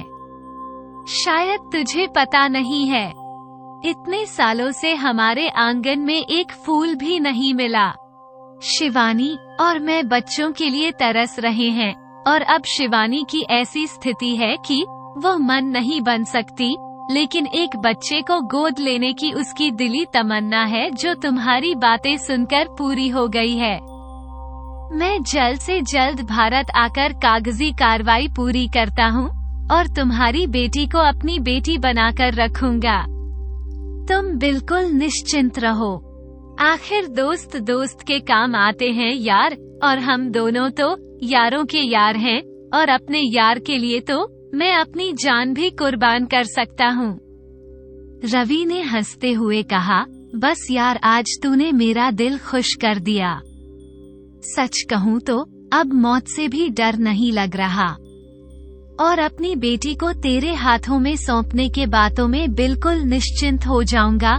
और यह कहकर रवि ने फोन रख दिया और अपनी बेटी मधुलिका को गले लगाकर प्यार करने लगा और मन में सोचने लगा, ईश्वर के घर देर है लेकिन अंधेर नहीं। ऋषि ने सारी बात आकाश को बता दी। आकाश ने कहा, जीजू इससे अच्छा अफसर आपको नहीं मिलेगा। एक अच्छे परिवार का बच्चा आपको मिल रहा है, इससे ज्यादा और क्या चाहिए। और कन्या देवी की परवरिश का अवसर मिल रहा है और ऑस्ट्रेलिया के 2 नियम कानून बहुत सख्त हैं। यहाँ तो आपको बहुत मुश्किल से बच्चा जो मिलता और आप बहू तुरंत जाइए और सारी कार्यवाही के बाद उसे बच्ची को गोद ले लीजिए और अपने साथ ले लिए। यहाँ पर सारी व्यवस्था मैं संभाल लूंगा और शिवानी दीदी का भी ध्यान रखूंगा। ऋषि ने काम मुझे बहुत ज्यादा समय भी लग सकता है क्योंकि उसे बच्ची को गोद लेना और पासपोर्ट बनवाकर यहाँ लाने में काफी समय लग जाएगा। आकाश बोल, जीजू मैं आपको एक नंबर और एड्रेस दे रहा हूँ, आप वहाँ जाकर रूप के जीजा से मिलना। उनका नाम राजेश है, वो आपके इस सारे काम में मदद भी कर देंगे और आपको काम जल्दी भी हो जाएगा। उनकी बहुत जान पहचान है और काफी बड़े बड़े लोगों में उठना बैठना है। ऋषि शिवानी को सारी बातें बताकर भारत के लिए रवाना हो गया। ये खबर सुनकर तो शिवानी मन ही मन खुशी से खिल उठी। उसे उसकी जीवन में एक नई ऊर्जा का संचार हो गया। बच्चा गोद लेने की तमन्ना वो कब से कर रही थी, लेकिन जैसे कोई बच्चा उसे मिला नहीं रहा था। लेकिन देखो ना, अब ईश्वर ने उसे की राह को कितने आसान बना दिया, उसे अपनी ममता लूटने का मौका दे दिया। ऋषि जैसे ही भारत पहुंचा, उसने अपने लिए होटल बुक किया और अपना कुछ सामान वह रखने के बाद सीधे राजेश के घर पहुंच। राजेश ने उसे पहले पहचान नहीं, लेकिन जब उसने अपना परिचय दिया तो राजेश ने उसे गले लगाकर अंदर आने के लिए कहा। नीलू को आवाज लगाते हुए राजेश ने कहा, जल्दी आओ, रूप के नंदोई आए हैं। नीलू जल्दी से आई और देखकर उसने ऋषि को नमस्कार किया और बैठने के लिए कहा। नीला ने वहीं बैठे बैठे बिमला को चाय बनाने के लिए बोल दिया और खुद ऋषि के साथ बैठकर बातें करने लगी। ऋषि ने उन्हें शिवानी और अपने बारे में बताया और अपने दोस्त रवि के बारे में बताया। नीलू ने पूछा, रूप और आकाश कैसे हैं? और अब तो दोनों बच्चे साहिल और शुभम भी बड़े हो गए होंगे। ऋषि ने मुस्कुराते हुए कहा, दीदी सब ठीक है। हाँ, दोनों बच्चे काफी बड़े और समझदार भी हो गए हैं। वहाँ के माहौल में खुद को पूरी तरह ढल चुके हैं। आपकी बहन का काम तो बहुत अच्छा चल रहा है। मम्मी जी भी ठीक है, बस मैं और शिवानी इस बच्चे को गोद लेना चाहते हैं। मुझे आकाश ने कहा था कि आप मेरी मदद करेंगे और मेरा काम जल्दी करवा देंगे ताकि मैं जल्दी वापस जा सकूं, क्योंकि कागजी कार्यवाही करवाने में बहुत समय लग जाता है और मुझे सरकारी दफ्तरों के बारे में भी कुछ पता नहीं है। राजेश ने पूछा, वैसे आप कितने दिन के लिए आए हैं और कहाँ रुके हैं? ऋषि ने बताया, 1 महीने के लिए छुट्टी लेकर आया था, लेकिन अगर काम होने में थोड़ा समय तो अपनी छुट्टियां बढ़ावा लगा। ऋषि ने बताया कि वो एक होटल में रुका हुआ है। राजेश ने कहा, आप चाहे तो हमारे साथ रख सकते हैं। ऋषि ने धन्यवाद देते हुए कहा, कोई बात नहीं, वहाँ पर भी कोई परेशानी नहीं है, लेकिन अगर मेरा मन नहीं लगा तो मैं आपके पास आ जाऊंगा। फिलहाल तो मुझे आपसे एक ही फेवर चाहिए कि आप मेरा ये काम जल्द से जल्द करवा दीजिए ताकि मैं जल्दी शिवानी के पास वापस जा सकूं। राजेश ने सबसे पहले उसे बच्ची के पिता की रजामंदी से कानूनी रूप से मधुलिका को गोद लेने की प्रक्रिया शुरू कर दी। कुछ दिनों बाद जब सारी कानूनी कार्यवाही और कागज पूरे हो गए और पिता की सहमति से मधुलिका को गोद ले लिया गया, फिर वो कुछ दिन बाद मधुलिका के सारे कागज डॉक्यूमेंट दोबारा बनवाए गए, जिसमें उसके पिता का नाम ऋषि और माता का नाम शिवानी लिखा गया।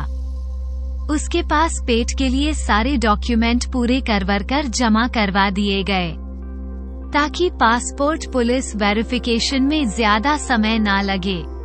राजेश ने ऐसा सारा काम एक एनजीओ के माध्यम से पूरा करवाया था। वो संस्था बहुत बच्चों को विदेश में को देने का कार्य करती थी।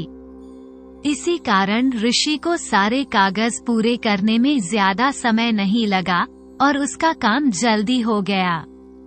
अपने दोस्त रवि के नाम से काफी पैसे जो ऋषि ने जमा कर दिए थे और उसे एक अच्छे हॉस्पिटल में एडमिट कर दिया था। ऋषि ने ऑस्ट्रेलिया से इंडिया में एक किडनी डोनर ढूंढ लिया था। उसने उसे किडनी डोनर को फोन किया और अस्पताल आने के लिए पूछा कि अब वो कब आ सकता है जो व्यक्ति अपनी किडनी दे रहा था। उसने बदले में काफी पैसे ले रहा था, लेकिन ये बात ऋषि और उसको ही पता थी। ऋषि ने चुपचाप उसे पैसे दे दिए और उसने अपनी एक किडनी ऋषि के दोस्त को देने को तैयार हो गया। उसे व्यक्ति को पैसों की इतनी ज्यादा आवश्यकता थी, इसलिए उसने किडनी के बदले में पैसे लिए थे।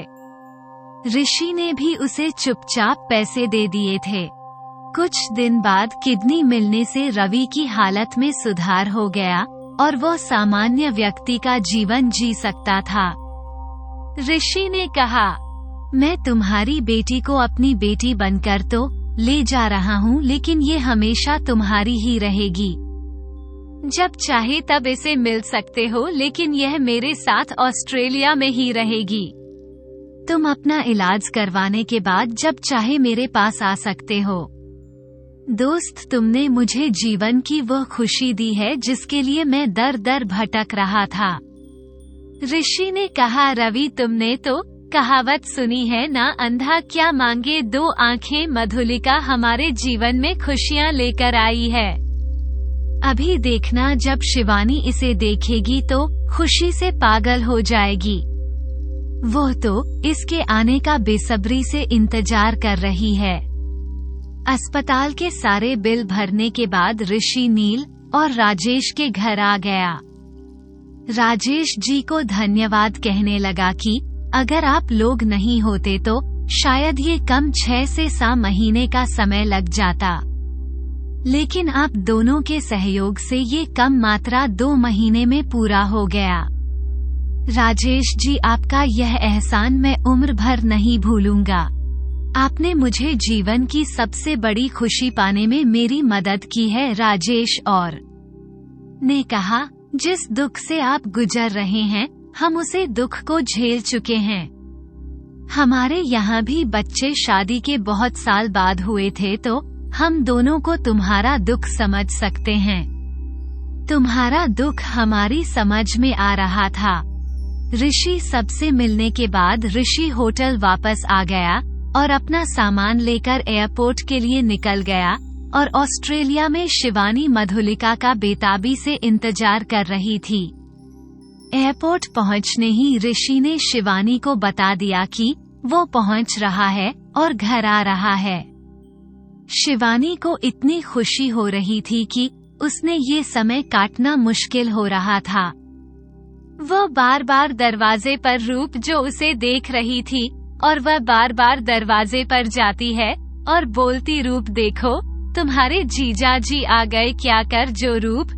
और सरोज जी उसकी बातें सुनकर परेशान हो रही थी, लेकिन वो कुछ नहीं कह रही थी क्योंकि एक माँ को बच्चा पाने की खुशी क्या होती है वो दोनों बहुत अच्छे से जानती थी। आखिर गाड़ी के हॉर्न की आवाज आई। रूप ने कहा, दीदी आपकी मधुलिका आ गई। शिवानी ने आकाश को आवाज लगाई कि उसे जल्दी व्हीलचेयर पर बैठा दे और अपनी बेटी के स्वागत में उसने अपने हाथों से करूंगी। आकाश ने अपनी दीदी को प्यार से गोद में उठाकर व्हीलचेयर पर बिठा दिया और व्हीलचेयर को चलते हुए वो जो अपनी दीदी को दरवाजे तक ले आया। रूप ने जल्दी से थाली सजाई जिसमें कुमकुम, चावल और तिलक तैयार किया और एक छोटा सा दीपक जला दिया। तभी शिवानी ने कहा, गुलाब के फूल कहाँ है? मैं आपसे कहा था ना गुलाब के फूल भी लाने हैं। सरोज जी बोली, शिवानी इतनी परेशानी नहीं हो, सब चीजों को तैयारी रुपए पहले ही कर रखी है। ये रही गुलाब के फूल। ऋषि मधुलिका और अकेले जो दरवाजे पर खड़ा था। मधुलिका उसे घर को देखकर हैरान हो रही थी। उसके घर से काफी बड़ा घर था। घर के बाहर इतनी महंगी कार खड़ी थी, इतना सुंदर बाग बगीचा, सब कुछ देखकर मधुलिका के चेहरे पर खुशी आ रही थी। मधुलिका को मुस्कुराते हुए देखकर ऋषि के दिल को थोड़ा सा सगुन मिला कि बच्ची जल्दी हम लोगों के साथ घुल मिल जाएगी। कुछ देर बाद दरवाजे को लेकर मधु एक को खड़ा रहा। तभी शिवानी ने अपनी बेटी की आरती उतारी, उसको तिलक लगाया और फूलों की वर्षा करते हुए अपनी बेटी को हाथ पकड़कर अंदर ले आई। शिवानी ने मधुलिका का सबसे परिचय कराया। शिवानी बोली, मैं तुम्हारी मम्मी हूँ, ये तुम्हारी नानी है और ये तुम्हारी रूपा मामी, यह तुम्हारे आकाश मामा जी हैं और अपने पापा को तो तुम जानती ही हो जो तुम्हें अपने साथ लेकर आए हैं। मधुलिका, अब ये तुम्हारा परिवार है और तू इस परिवार की सदस्य है। हमारी प्यारी बेटी, तुम्हारा इस घर में स्वागत है। इतना प्यार पाकर मधुलिका की जो आंखों में आंसू आ गए और वो शिवानी के गले लग गई। मधुलिका भी बहुत छोटी थी, थोड़ा सा प्यार और स्नेह पाकर उसका मन खुश हो गया था। शिवानी को जैसे ही मम्मी कहकर पुकारा शिवानी की तो आत्मा तृप्त हो गई। बार बार अपनी बेटी को गले लग रही थी। ऋषि शिवानी के चेहरे की खुशी देखकर बहुत खुश हो रहा था। ऋषि कब से शिवानी के चेहरे पर यही मुस्कुराहट देखना चाहता था। सरोज जी अपनी बेटी का परिवार बन देखकर उन्हें बहुत आशीष दे रही थी। शिवानी ने ऋषि मधुलिका को और अपनी बहुत सुंदर तस्वीर ली और कहा, ऋषि प्लीज तुम इन्हें बड़ी करवा देना, हम अपने घर में सजाएंगे। ऋषि और शिवानी मधुलिका को पाकर बहुत खुश थे। रूप और आकाश आपस में बातें कर रहे थे कि देखो तकदीर किसको कहां से कहां लेकर आ गई, कुछ कह नहीं सकते। हम दोनों कभी भारत नहीं छोड़ना चाहते थे। दीदी के लिए हम दोनों यहाँ ऑस्ट्रेलिया में हमेशा हमेशा के लिए बस गए और हमारे साथ हमारे बच्चे भी आ गए। आकाश ने कहा, यह अनजान बच्ची मधुलिका जिसने कुछ दिन पहले हम जानते भी नहीं थे, पहचानते भी नहीं थे, इतने दूर भारत में रहती थी। इसकी तकदीर इसे कहां ऑस्ट्रेलिया लेकर आ गई। शायद इस तकदीर का खेल कहते हैं। देखो इसकी परवरिश हमारी शिवानी दीदी के हाथों में लिखी थी। मधुलिका की मां को सिर्फ जन्म देने का अधिकार था, लेकिन पारिवारिक करने का अधिकार हमारे शिवानी दीदी को मिला है। राजेश भी बहुत खुश था कि मधुलिका को उसके माता पिता के रूप में शिवानी और ऋषि मिल गई। राजेश ने नीलू से कहा, बहुत अच्छा हुआ जो एक बच्ची अनाथ होने से बच गई। कम से कम उसे माता पिता का प्यार तो मिलेगा। ईश्वर कई बार कितना न्याय करता है। इस मासूम बच्ची को पहले माँ के प्यार से जो नसीब नहीं हुआ, और अब पिता के होते हुए पिता का प्यार नसीब नहीं हो रहा था। राजेश ने नीलू से कहा कि नीलू, एक अनजान परिवार में खुद को मिलना और आसान काम नहीं होता। परिवार के सदस्यों के साथ तालमेल बैठाना और नए परिवेश में जाकर रहना बहुत मुश्किल होता है। पता नहीं वो छोटी सी बच्ची मधुलिका अपने परिवार में खुश है कि नहीं। कल उसके पापा से मिलकर आऊंगा, तभी उसके बारे में जो पता चलेगा। तभी नीलू ने कहा, अरे मेरी कल ही रूप से बात हुई थी। उसने बताया मधुलिका बहुत ठीक है और सबके साथ घुल मिल गई है, और शिवानी दीदी और ऋषि जीजू से उसे बहुत प्यार करते। इस बच्चे की तकदीर इसे यहाँ लेकर आ गई है दीदी, लेकिन बच्ची अच्छी घर परिवार से आई है, तो आप बिल्कुल निश्चिंत रहिए और आपकी इसकी चिंता मत कीजिए। मधुलिका यहाँ बहुत खुश है। बिल्कुल ठीक है, कल मुझे रूप ने बता दिया था। राजेश के ऑफिस के सहकर्मी ने उसे आज एक बहुत सुंदर घर दिखाया, और जब राजेश घर देखने गया तो घर देखते ही उसे पसंद आ गया। उसने मकान मालिक से कहा कि वो कल अपनी पत्नी को साथ लेकर आएगा। अगर उसे भी पसंद कर लिया तो हमें घर खरीद लेंगे। राजेश को जैसा घर चाहिए था, घर बिल्कुल उसकी पसंद का था। अगले दिन वो नीलू को लेकर घर देखने के लिए गया, और नीलू ने जैसे ही घर को पसंद किया, राजेश ने तुरंत उसका फाइनल जो कर दिया और उसको शाइनिंग अमाउंट भी दे दी। राजेश ने कहा कि जल्द से जल्द वो घर की साफ सफाई रंग रोगन करवाने के बाद इसी दिवाली पर इस मकान में शिफ्ट होना चाहता है। अगर आप थोड़ा काम जल्दी करवा दें तो बहुत अच्छा होगा। मालिक भी जल्दी में था। उसे मकान बेचकर अपने बेटे के पास हैदराबाद सेटल होना था। उसने सारी कागजी कार्रवाई जल्दी कुछ ही महीना में पूरी करवा दी। कुछ दिनों बाद उन्हें घर देकर मैं अपने बेटे के पास चला गया। नीलू का अपने घर का सपना आज पूरा हो गया था। घर की साफ सफाई हो चुकी थी। रंगाई पुताई का काम धीरे धीरे पूरा हो रहा था। घर को मेंटेनेंस की ज्यादा जरूरत नहीं थी। घर बहुत अच्छी है हालत में था। खुला हवादार आंगन, और आंगन में जामुन के 2 पेड़। नीलू को अपना बचपन याद आ गया था। नीलू बोली, राजेश आंगन में जामुन का पेड़ हम नहीं हटाएंगे। राजेश बोल भी अंदर चलकर देखो घर कितना खूबसूरत है, और वो वैसे ही है। अब ये तुम्हारा घर है, तुम इसे अपने हिसाब से अपनी मर्जी से सजाव। नीलू ने जब कमरे देखे तो वो खुश हो गई। सभी कैमरे बहुत सुंदर खुले हवादार बनाए गए थे। हर कमरे के साथ अटैच बाथरूम था, फिर बीच में बहुत बड़ा, और हाल के एक तरफ से सीढ़ियां ऊपर वाले कमरे में जा रही थी। ऊपर भी कमरे बने हुए थे, उनके साथ भी अटैच बाथरूम थे। इतना सुंदर घर देखकर नीलू की तो आत्मा तृप्त हो गई। नीलू तो कब से राजेश से ऐसे खूबसूरत घर की आस लगाए बैठी थी और आज उसकी आशा पूर्ण हो गई थी। नील उन्हें गृह प्रवेश के लिए दीपावली से पहले धनतेरस का दिन चुनाव कि हम इस दीपावली पर घर में प्रवेश करेंगे और इस बार की दीपावली लक्ष्मी पूजन अपने घर में करेंगे। घर बढ़ाई खूबसूरत था। घर के सामने कार पार्किंग की जगह थी और घर के पीछे बहुत ही खूबसूरत बगीचा बना हुआ था। बगीचे में कई फलदार वृक्ष लगे थे और चारों तरफ फूलों की बाउंड्री बनी हुई थी।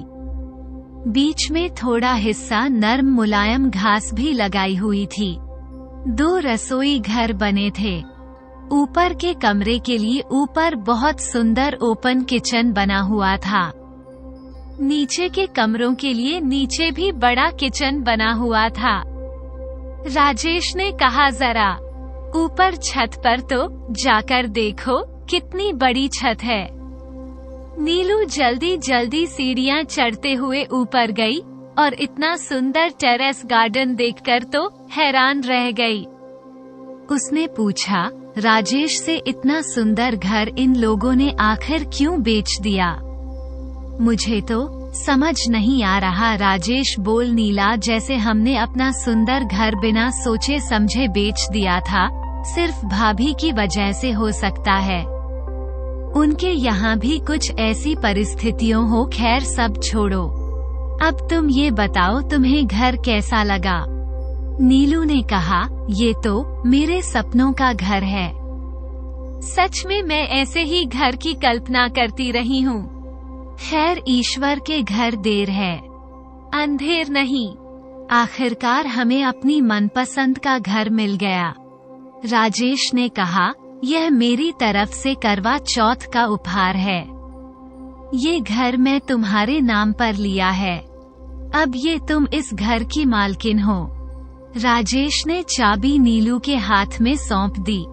नीलू ने मुस्कुराते हुए कहा, तो मुझे तो बस तुम्हारे दिल में जगह मिल, और कहीं जगह नहीं चाहिए। तो मेरे साथ हो तो फिर मुझे किसी और चीज की चाहत नहीं है। नीलू बोली, फिर भी इतनी खूबसूरत चीज के लिए आपका धन्यवाद। राजेश थोड़े शरारती भरी मुस्कान के साथ बोला, सिर्फ धन्यवाद? और फिर उसने नीलू से कहा, अच्छा जी। राजेश ने कहा, तुम इतनी खुदगर्ज निकलेगा, मुझे नहीं पता था। तो नीलू बोली, अच्छा चलो नीचे चलते हैं। बच्चे भी घर देखकर खुश हो रहे होंगे और मम्मी से भी पूछते हैं उनका घर कैसा लगा। सुशीला देवी, नीलांश और छोटे बेटे उसका दोनों घर को देखकर बहुत खुश हो रहे थे। नीलांश ने कहा, मैं तो ऊपर वाला कैमरा लूंगा। छोटे वाला भाई बोला, मैं भी ऊपर वाला ही लूंगा और दादी हमारे साथ ऊपर वाले कमरे में रहेगी। राजेश ने पूछा, और क्या नीचे वाले पोर्शन में हम दोनों अकेले रहेंगे? तो छोटा बेटा हंसते हुए कहने लगा, नहीं नहीं पापा, आप अकेले कैसे रहेंगे? आप मामा है ना आपके साथ, और उनके साथ बिमला आंटी भी तो हमारे साथ रहेंगे। यस, उनका नील और राजेश हंसने लगे। इस घर में सर्वेंट क्वार्टर नहीं था, लेकिन नीचे और ऊपर मिलकर 6 सुविधाजनक कमरे बने हुए थे। नीलूज और राजेश ने अपना सामान पहले ही धीरे धीरे लाकर सजना शुरू कर दिया था। धनतेरस वाले दिन उन्होंने गृह प्रवेश रखा। धनतेरस वाले दिन गृह प्रवेश रखा था तो राजेश ने अपने भाई भाभी को फोन करके दिया था कि वो भी उनके यहाँ गृह प्रवेश पर जरूर आए और इस बार दिवाली हमारे साथ मनाए। लेकिन कुसुम ने बताया कि दोनों बच्चे कुछ ही दिनों की छुट्टी मिली है तो दोनों घर आ रहे हैं और उनको वापस भी जाना है, तो हम फिर कभी आएंगे। फिलहाल देवर जी आपको आपके नए घर की बहुत बहुत बधाइयां। धनतेरस वाले दिन गृह प्रवेश के समय छोटा सा हवन कराकर घर का शुद्धिकरण किया गया। दिवाली की वजह से राजेश ने घर को झलों से सजा दिया। जगमग करती झालर घर की शोभा बढ़ा रही थी। गृह प्रवेश में श्याम बाबू और सरस्वती देवी अपने बहू बेटे और पोती के साथ आए थे। भाग्य लक्ष्मी को दोबारा देखकर राजेश का मन प्रसन्न हो गया। नीलांश और उसका छोटा भाई तो अपनी छोटी बहन को गोद में उठाकर प्यार करने लगे और उसे उंगली पकड़कर अपना घर दिखाने लगे। सुशीला देवी इतना भाव सुंदर घर देखकर बहुत खुश हो रही थी और मन ही माँ अपने पति के बारे में सोच रही थी कि चलो तुम्हारे छोटे बेटे ने तो तुम्हारी इच्छा का मान रखा और मुझे मरने से पहले अपना घर वापस मिल गया। सुशीला देवी को आज अपने घर में बड़ा सगुन महसूस हो रहा था। अपनी इच्छा अपनी ही होती है। श्याम बाबू ने राहत की सांस ली। चलो कम से कम उनकी बेटी का घर तो बन गया, नहीं तो इतने बड़े बंगले में निकलने के बाद इस सरकारी घर में अपनी बेटी को रहते देखकर उनका मन हमेशा दुखी होता रहता था। भले ही राजेश का सरकारी बंगला बहुत सुंदर था, लेकिन था तो सरकारी अपना घर अपना होता है। आज अपनी बेटी को अपने घर में देखकर उनका मन प्रसन्नता से खिल उठा था। बहुत दिनों बाद उन्हें खुश होने का अवसर मिला था, नहीं तो इतने दिनों से कुछ न कुछ कष्ट उनके जीवन में चल रहे थे। वो लक्ष्मी देवी को धन्यवाद दे रहे थे। माता रानी, आपकी कृपा से मेरी बेटी को दिवाली पर इतना सुंदर घर देने के लिए बहुत बहुत धन्यवाद। नीलांश और उसका छोटा भाई भाग्य लक्ष्मी कोजोग अपने साथ घूम रहे थे, क्योंकि भाइयों के साथ इस बार भाग्य लक्ष्मी दिवाली मनाने उनके घर में आई थी। कुछ देर बाद सरस्वती और श्याम बाबू ने कहा, राजेश बाबू अब इजाजत दे दीजिए, हमें अपने घर भी जाना है और दिया बाती करनी है और लक्ष्मी पूजन भी करना है। आपको नए घर की बहुत बहुत शुभकामनाएं। मेरी बेटी का घर हमेशा आबाद रहे तो मैं सुख शांति मिले। तुम पर दूसरों की कृपा हमेशा बनी रहे। कुछ देर बाद सरस्वती अपने परिवार के साथ घर वापस आ गई और घर में लक्ष्मी पूजन करने की तैयारी करने लगी। कुछ देर बाद कृष्ण और विद्या मेलागर आरती करने लगे। तभी हरि के घर वापस आया तो सबको आरती करते देखकर वो भी वहीं बैठ गया। आरती समाप्त होने के बाद हरि ने बहुत सुंदर उपहार भाग्य लक्ष्मी को दिया। भाग्य लक्ष्मी ने उसे पैकेट को खोल कर देखा तो उसमें बहुत सुंदर किचन सेट था, जिसे देखकर भाग्य लक्ष्मी बहुत खुश हो गई और फिर बोले, थैंक यू ताऊ जी। हरि ने अपने पिता को उपहार में कुर्ता और पैजामा दिया। हरि बोल, पापा प्लीज आप इन्हें पहन कर दिखलाइए, आप पर कैसा लगता है। और एक सुंदर साड़ी माँ के हाथों में देते हुए बोला, माँ यह आपके लिए है। श्याम बाबू ने हैरान होकर पूछा, हरि पहले बता इतने पैसे कहाँ से आए, तूने फिर कहीं कोई नया कांड तो नहीं कर दिया। अभी तेरे पिछले कर्मों की सजा भुगत रहा हूँ। तेरे कर्मों को भुगतने की मेरे पास और हिम्मत नहीं बची है। तो हरि कहने लगा, नहीं पापा, यह मेरी मेहनत की कमाई के हैं। पहले मुझे कहीं कोई काम नहीं मिल रहा था, हर जगह चोरी का इल्जाम मेरा पीछा कर रहा था। एक सजा केट मुझेलिन को जो कोई भी अपने यहाँ नौकरी देने को तैयार नहीं होता, लेकिन एक होटल वाले ने मुझे पिछली गलतियों को सुधारने का मौका दिया और मुझे अपने होटल में वेटर का काम दे दिया। दशहरे से लेकर दिवाली के दिनों में होटल में बहुत ज्यादा लोग खाना खाने आते हैं और जाते हुए बिल के साथ हमें कुछ पैसे बख्शीश के रूप में देकर जाते हैं। पापा, मैं अपनी मेहनत के पैसों से आप सभी के लिए सामान खरीदा है। पापा, मैं आपसे वादा करता हूँ कि आगे मैं मेहनत से ही काम करूँगा और अपने सारे पैसे खुद उतारूँगा। श्याम बाबू ने अपने बेटे को अपने गले लगाते हुए कहा, बेटा, मैं तो तुझे बहुत प्यार करता हूँ। अब बापू तेरा दुश्मन थोड़े ही है। तुमने जो गलत रास्ता छोड़ दिया। मेरे लिए तो दिवाली पर दूसरों का सबसे बड़ा उपहार यही है कि मेरे बेटे की सही राह पकड़ ली और गलत का रास्ता छोड़ दे। सरस्वती और श्याम बाबू दोनों आपस में बैठे बातें कर रहे थे। चलो, ईश्वर की कृपा से इस लड़के को अकल तो आई। भले वेटर का काम कर रहा है, लेकिन कम से कम काम तो कर रहा है। अपना खर्चा भी खुद उठा रहा है। थोड़े बहुत अपने कर्ज उतार दे। मेरे लिए तो यही बहुत है। सरस्वती ने पूछा कि कुछ महीनों बाद आप रिटायर हो जाओगे, फिर हम लोग कहाँ रहेंगे? हमने तो घर भी नहीं बनाया है। गांव में जो जमीन थी, सोचा था उसे पर जाकर घर बना लेंगे, लेकिन देखो कर भी क्या सकते हैं। सब भाग्य का खेल है कि हमारे पुरखों की जमीन भी हमारे होते हुए हमें नहीं मिली। हमारी बहू और बेटे ने हमें ही ठग लिया। बस हमारे भाग्य का दोष है। सब श्याम बाबू ने कहा, सरस्वती, हमारे भाग्य का दोष नहीं है।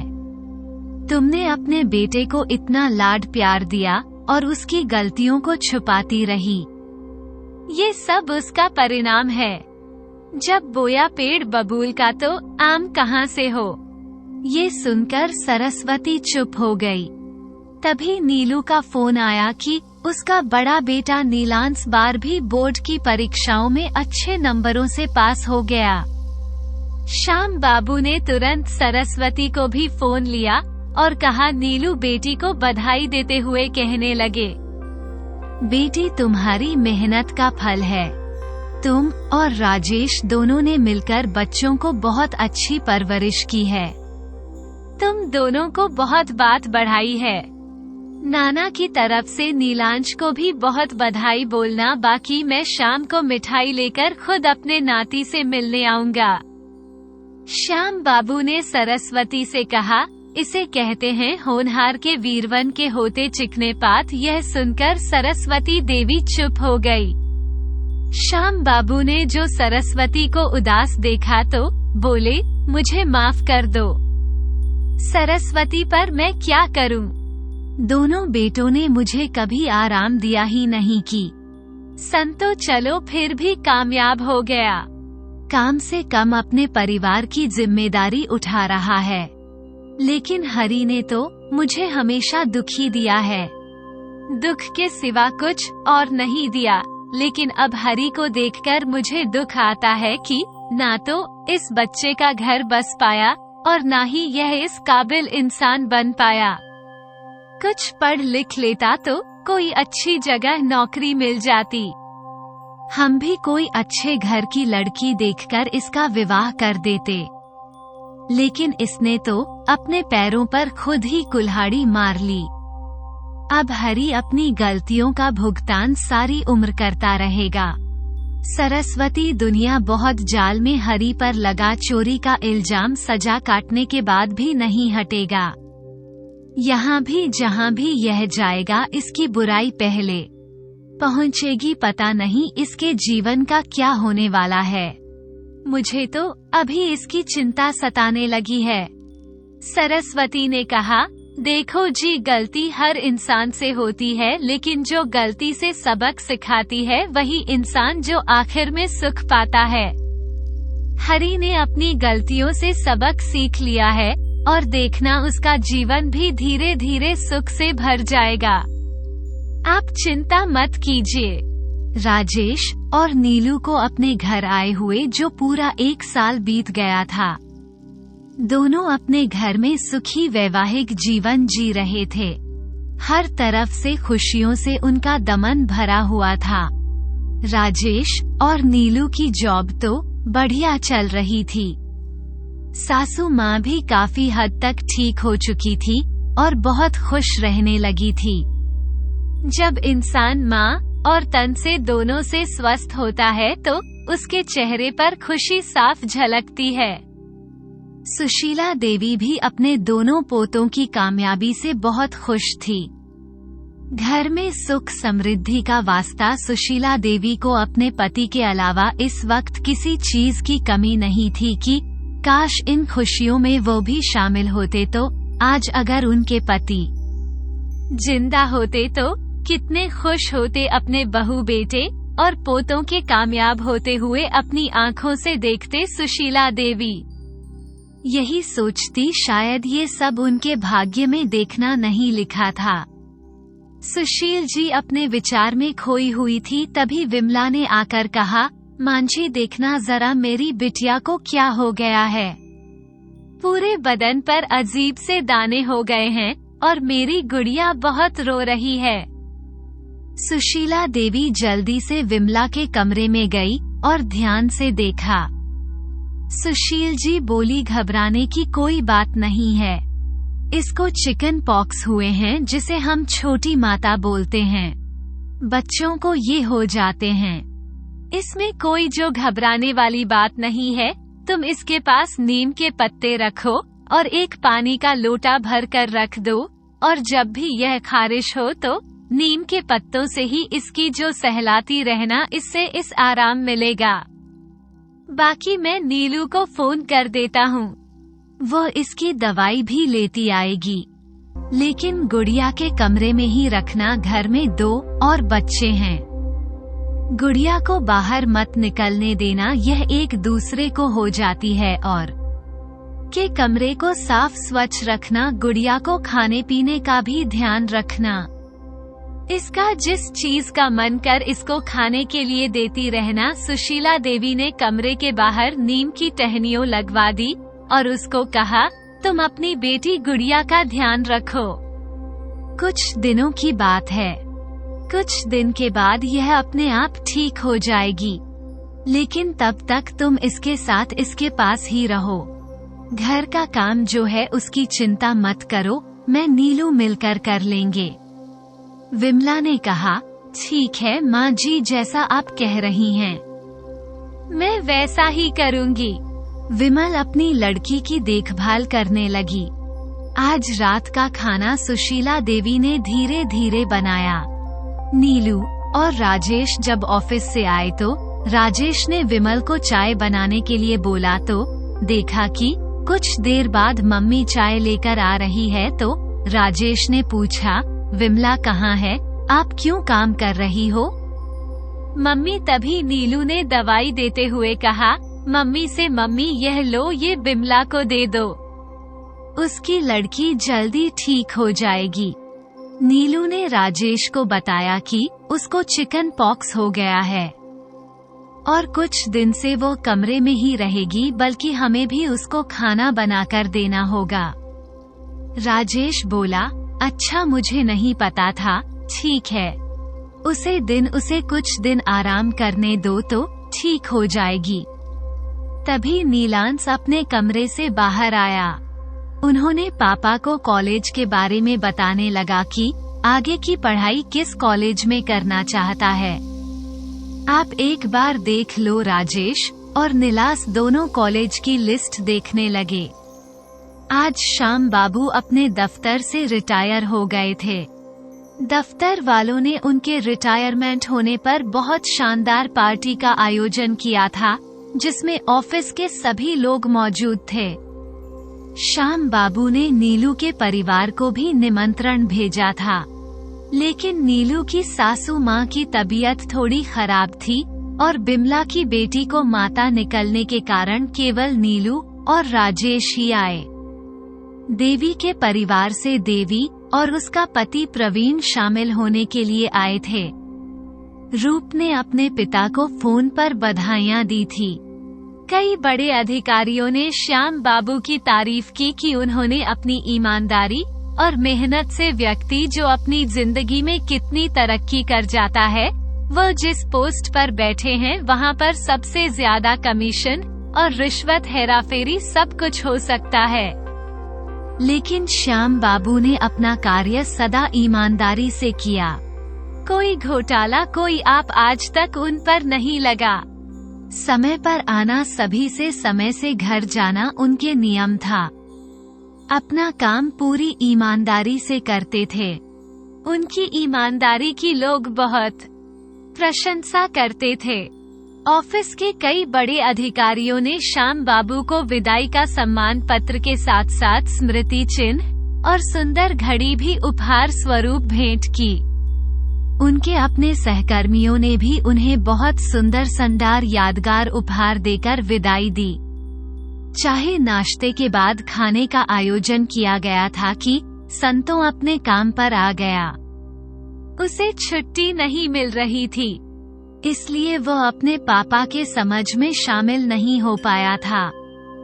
लेकिन विद्या और उसकी बेटी भाग्य लक्ष्मी नीलू के साथ ही आए थे और हरि आना चाहते हुए भी नहीं आया था। वो नहीं चाहता था इस शुभ घड़ी में उसके पिता को उसकी वजह से अपमानित होना पड़े और कोई उनकी इज्जत पर आंच आए। श्याम बाबू ने अपनी पत्नी सरस्वती के साथ और अपने परिवार के साथ खाना खाया। श्याम बाबू के साथ काम करने वाले सहकर्मी उनके परिवार और श्याम बाबू को बधाइयां दे रहे थे और अब तो कल से श्याम बाबू घर में आराम किया करेंगे। सारी जिंदगी कम करने के बाद अब आराम करने का अवसर मिला है, तो हर महीने पेंशन के साथ सरकारी नौकरी का यही तो एक फायदा है। श्याम बाबू भी अपनी दोनों बेटी, दामाद और अपने बहू और पोती को देखकर खुश हो रहे थे और सोच रहे थे, काश उनके दोनों बेटे भी आते तो बहुत ज्यादा खुशी होती। तभी श्याम बाबू के एक घनिष्ठ मित्र अपनी पत्नी के साथ उन्हें बधाई देने उनके पास आए। श्याम बाबू खाना खाते हुए जैसे उठने लगे, तभी उनके मित्र ने कहा, नहीं मित्र, आप आराम से बैठकर खाना खाई। श्याम बाबू के मित्र बोले, आपको बहुत बहुत बधाइयां हैं। आप अपने इस ऑफिस से विदाई ले रहे हैं, लेकिन हम मित्रों के साथ हमेशा संपर्क बनाए रखिएगा। कभी कभी समय निकालकर हमसे मिलने आते रहना। श्याम बाबू ने कहा, जरूर, तुम दोस्तों का ही तो अब शहर है। मैं तो ये सोच रहा हूँ, मित्र, अब रोज ऑफिस आने की आदत जो पड़ चुकी है, इस आदत को कैसे छोड़ूंगा। और घर में खाली बैठने की आदत है नहीं। मैं खाली बैठकर करूंगा तो क्या करूंगा? श्याम बाबू के मित्र ने कहा, ये सब सोने के लिए तो आपको रिटायरमेंट मिली है। आराम से अपने रिटायरमेंट का आनंद लीजिए और सारी बातों पर विचार विमर्श कीजिए। व्यसन कर सभी लोग जो हंसने लगे। श्याम बाबू ने उन्हें खाना खाने के लिए बोला। उनके मित्र ने कहा, आप खाना खाइए, हम भी खाना खाने जा रहे हैं। आप आराम से खाना खाई। अंत में सभी ने विदाई दी और श्याम बाबू अपनी बेटी और दामाद के साथ घर वापस आ गए। विद्या अपनी नंद की कर में जो घर वापस आ रही थी। विद्या पहली बार अपनी नंद से मिली थी। देवी भी अपनी भतीजी को देखकर बहुत खुश हो रही थी। भाग्य लक्ष्मी ने उन्हें जब बुआ जी कहकर बात करनी शुरू की तो देवी बहू को बहुत अच्छा लगा। देवी ने पूछा, अच्छा ये बताओ मुझे कैसे पहचाने कि मैं तुम्हारी बुआ जी हूँ? तो भाग्य लक्ष्मी ने बड़े सहज भाव से कहा, मुझे नीलू बुआ ने आपके बारे में और रूपा के बारे में, हुआ के बारे में सब कुछ बता रखा है, इसलिए मैं आपको देखते ही पहचान गई। मैंने आपको फोटो जो नीलू बुआ के फोन में देखी थी, इसलिए मैंने आपको पहचान लिया। देवी को अपनी भतीजी से मिलकर बहुत अच्छा लग रहा है था कि सच में बच्चे बहुत प्यारे होते हैं और बुआ भतीजी का रिश्ता तो सच में बहुत अनमोल होता है। देवी ने प्यार से भाग्य लक्ष्मी के गालों पर प्यार भरा चुंबन करते हुए कहा, मुझे बहुत अच्छा लगा कि तुम मुझे पहचानती हो। देवी ने कहा, जब तुम्हारी छुट्टियां पड़गी तो अपनी बुआ के घर जरूर आना। भाग्य लक्ष्मी ने कहा, हुआ जी इस वाली छुट्टी तो मैं नीलू बुआ के घर जाऊंगी, क्योंकि मुझे मेरे दोनों भाइयों ने घर रहने के लिए बुलाया है और नीलांश और छोटे भाई दोनों मेरे बड़े भाई हैं। आपको पता है उनका नया घर बनाया है, बहुत सुंदर है। मैं इस छुट्टी तो उनके साथ ही मनाऊंगी और नेक्स्ट छुट्टी में मैं आपके पास आऊंगी। देवी ने कहा, ठीक है। देवी माँ में सोचने लगी, सच में नीलू दीदी ने सबको अपना बनाकर रखा है। रूपा के बच्चे भी नीलू को कितना प्यार करते हैं और अब कृष्ण की बेटी भी नीलू को कितना प्यार करती है। सच में नीलू दीदी सही रहती है। बुआ को भी अपने रिश्ते भतीजे भतीजियों से निभाना आने चाहिए, तभी बुआ भतीजी का प्यार बढ़ता है। घर पहुंचकर सभी लोग बैठकर बातें करने लगे।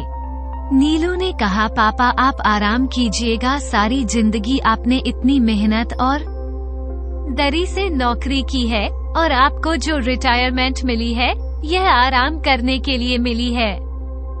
इसलिए आप रोज सुबह घूमने जाना, पूजा पाठ कीजिए और फिर खाना खाई, अखबार पढ़िए और अपनी जिंदगी को अपने हिसाब से जिए। श्याम बाबू सोने लगे। सारा दिन घर में कैसे बैठेंगे? वो तो आज तक घर में कभी बैठ ही नहीं है। सुबह ऑफिस जाना, ऑफिस से घर आना उनकी जिंदगी थी और आप अपने रिटायरमेंट से ही वो अपने आप घबराहट हो रही थी कि वो इतने साल सुबह तैयार होकर ऑफिस गए और शाम को फल सब्जियां लेकर घर में घुसते थे। अब सारा दिन घर में कैसे बैठे? श्याम बाबू सोच विचार में जो गिरे हुए थे। उन्हें आसपास बैठे लोगों की बातें भी ठीक से सुनाई नहीं दे रही थी, क्योंकि उनके मन में एक अंतर्द्वंद चल रहा था कि सारा दिन वह अकेले क्या करेंगे।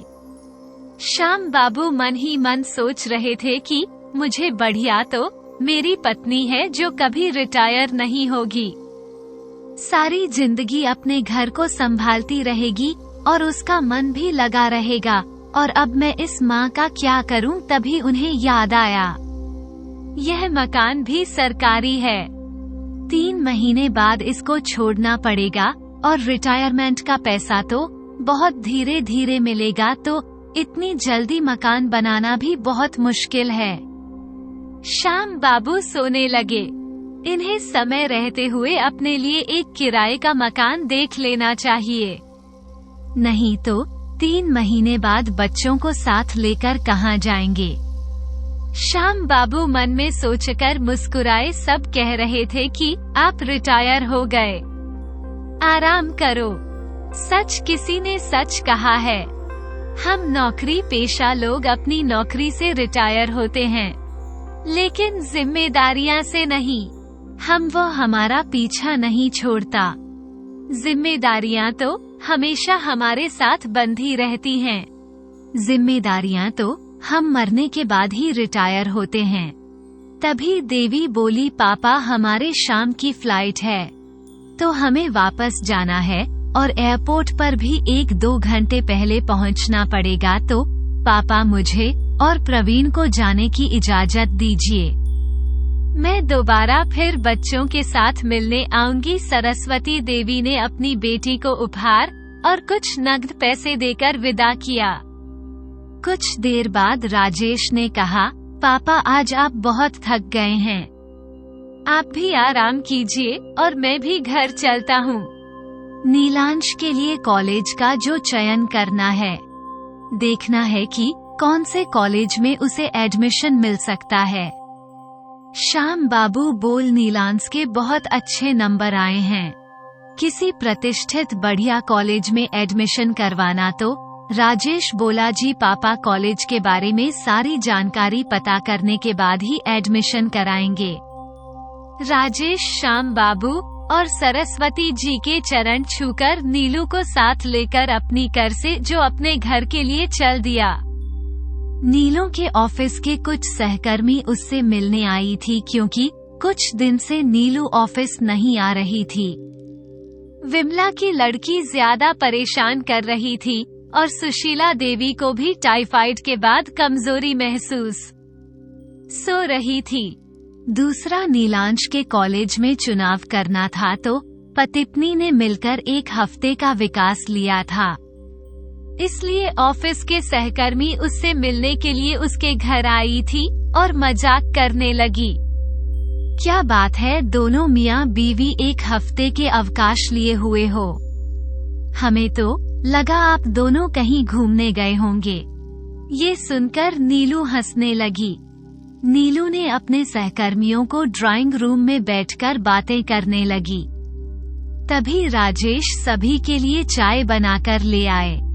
नीला की प्रिया सखी सुजाता ने हंसते हुए कहा, क्या समय भी ऐसी सुयोग्य वर मिल जाते। नीलू कहने लगी, तुम तो बहुत ही भाग्यवान हो।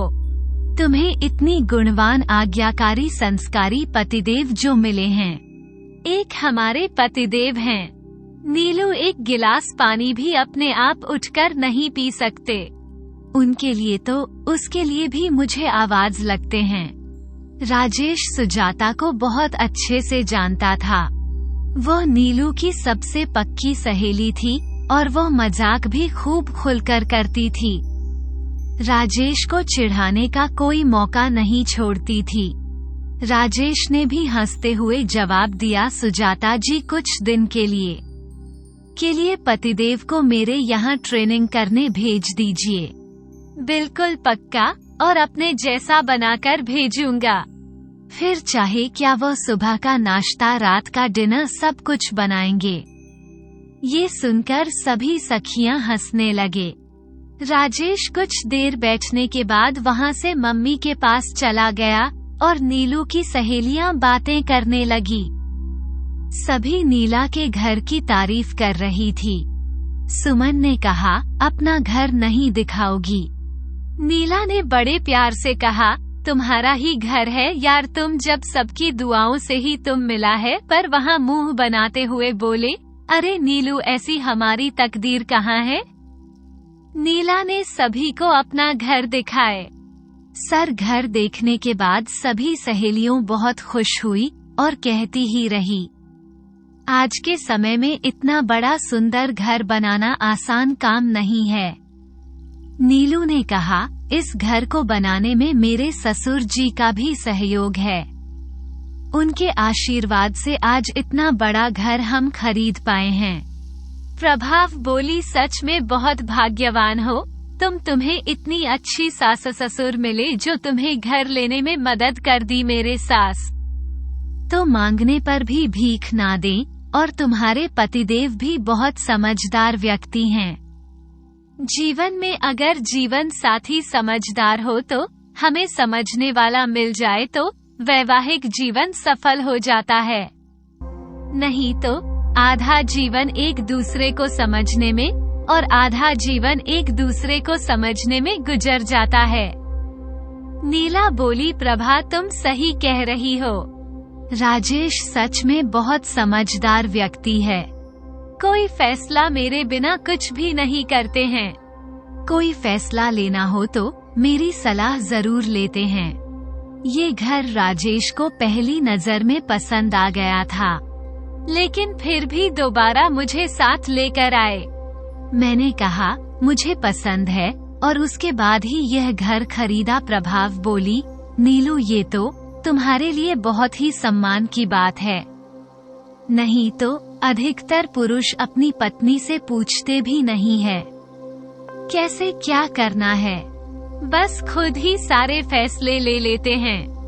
नीलू बोली, देखो अब बेटे का कॉलेज का चुनाव करना है, उसके लिए भी मुझे छुट्टी लेनी पड़ी है कि नहीं।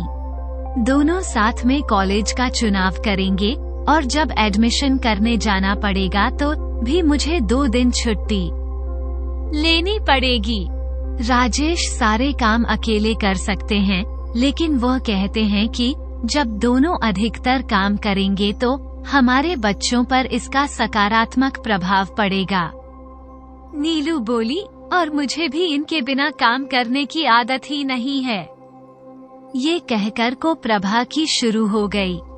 हम दोनों एक दूसरे की सलाह से ही काम करते हैं और दोनों को हर मामले में एक दूसरे की सलाह लेने की आदत पड़ गई है।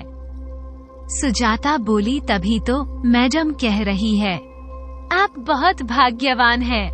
पहले हम सब मिलकर इतनी सुंदर घर को की जो आपको बधाइयाँ दे रहे हैं।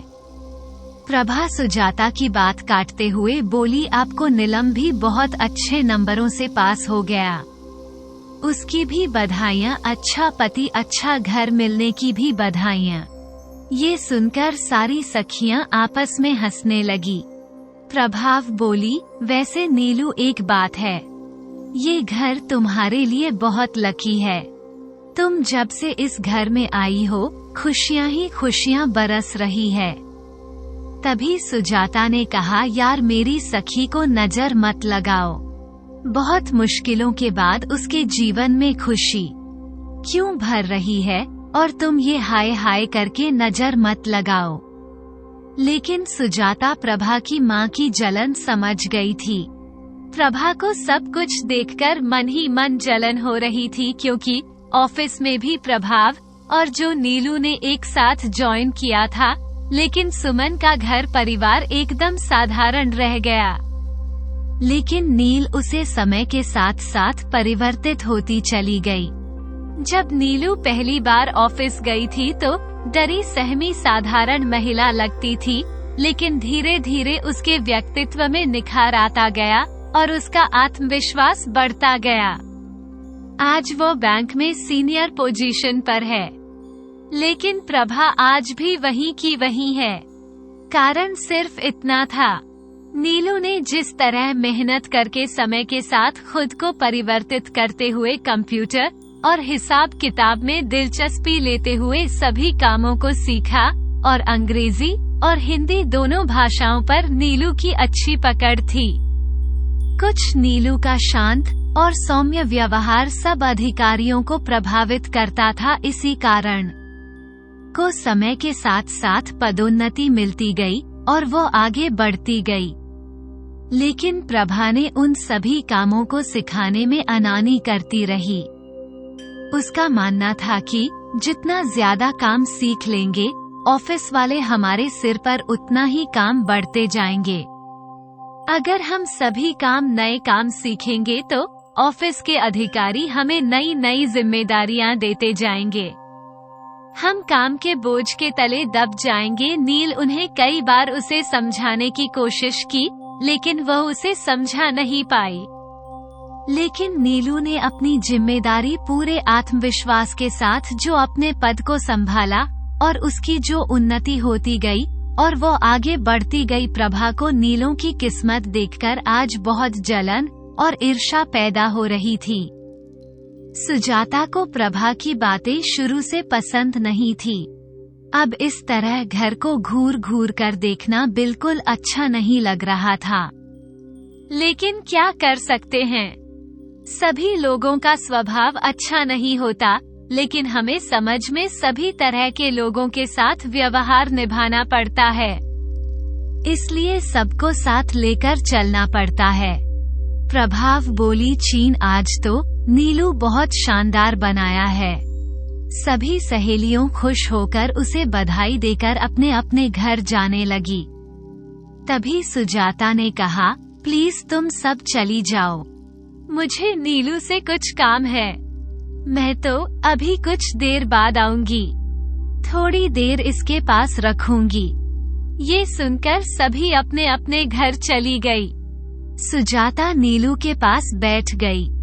सुजाता जल्दी से नीलू का हाथ पकड़कर रसोई में लेकर गई और उसे नमक और सूखी लाल मिर्च मांगी तो नीलू ने उसे निकाल कर दे दी।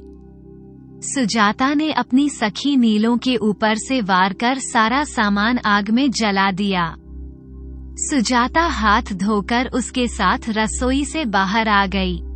ये देखकर नीलू बाद में हंसते हुए बोली, तू तो पिछले जन्म में मेरी माँ होगी। जरा सा कोई मेरे बारे में कुछ कह दे, तुरंत उसके जाते ही मेरी नजर उतारने लगती है। अरे ये सब बहन है, ऐसी किसी की नजर नहीं लगती। अपना दिल साफ होना चाहिए, फिर किसी की नजर हमारे को क्या नुकसान पहुंचा सकती है।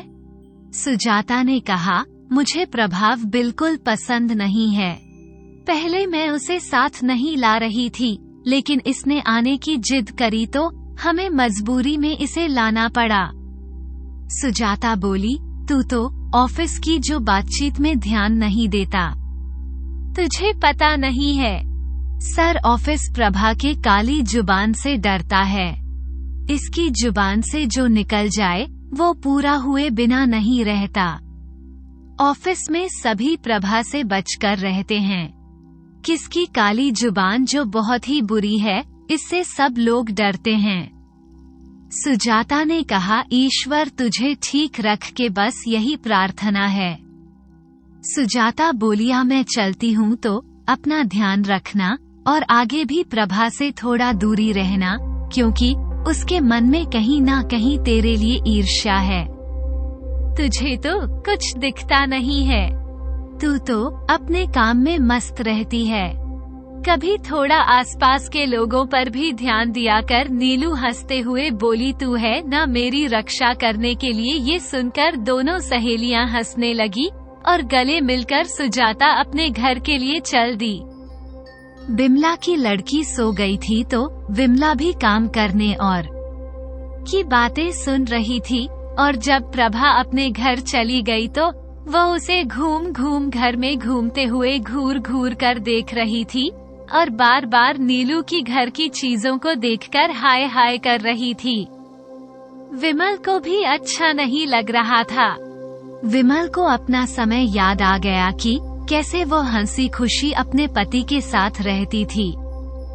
एक दिन जब एक बार उसकी जेठानी ने करवा चौथ वाले दिन बिमला के सोने के गहने पहने लाल साड़ी में सजे हुए देखा तो बोली, हे राम, तुम तो बहुत सुंदर लग रही हो और आज तो तुम मुझे भी बात दे रही हो।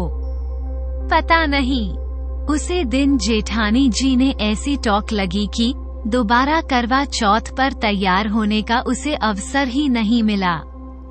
ये सोचकर विमला की आंख भर आई।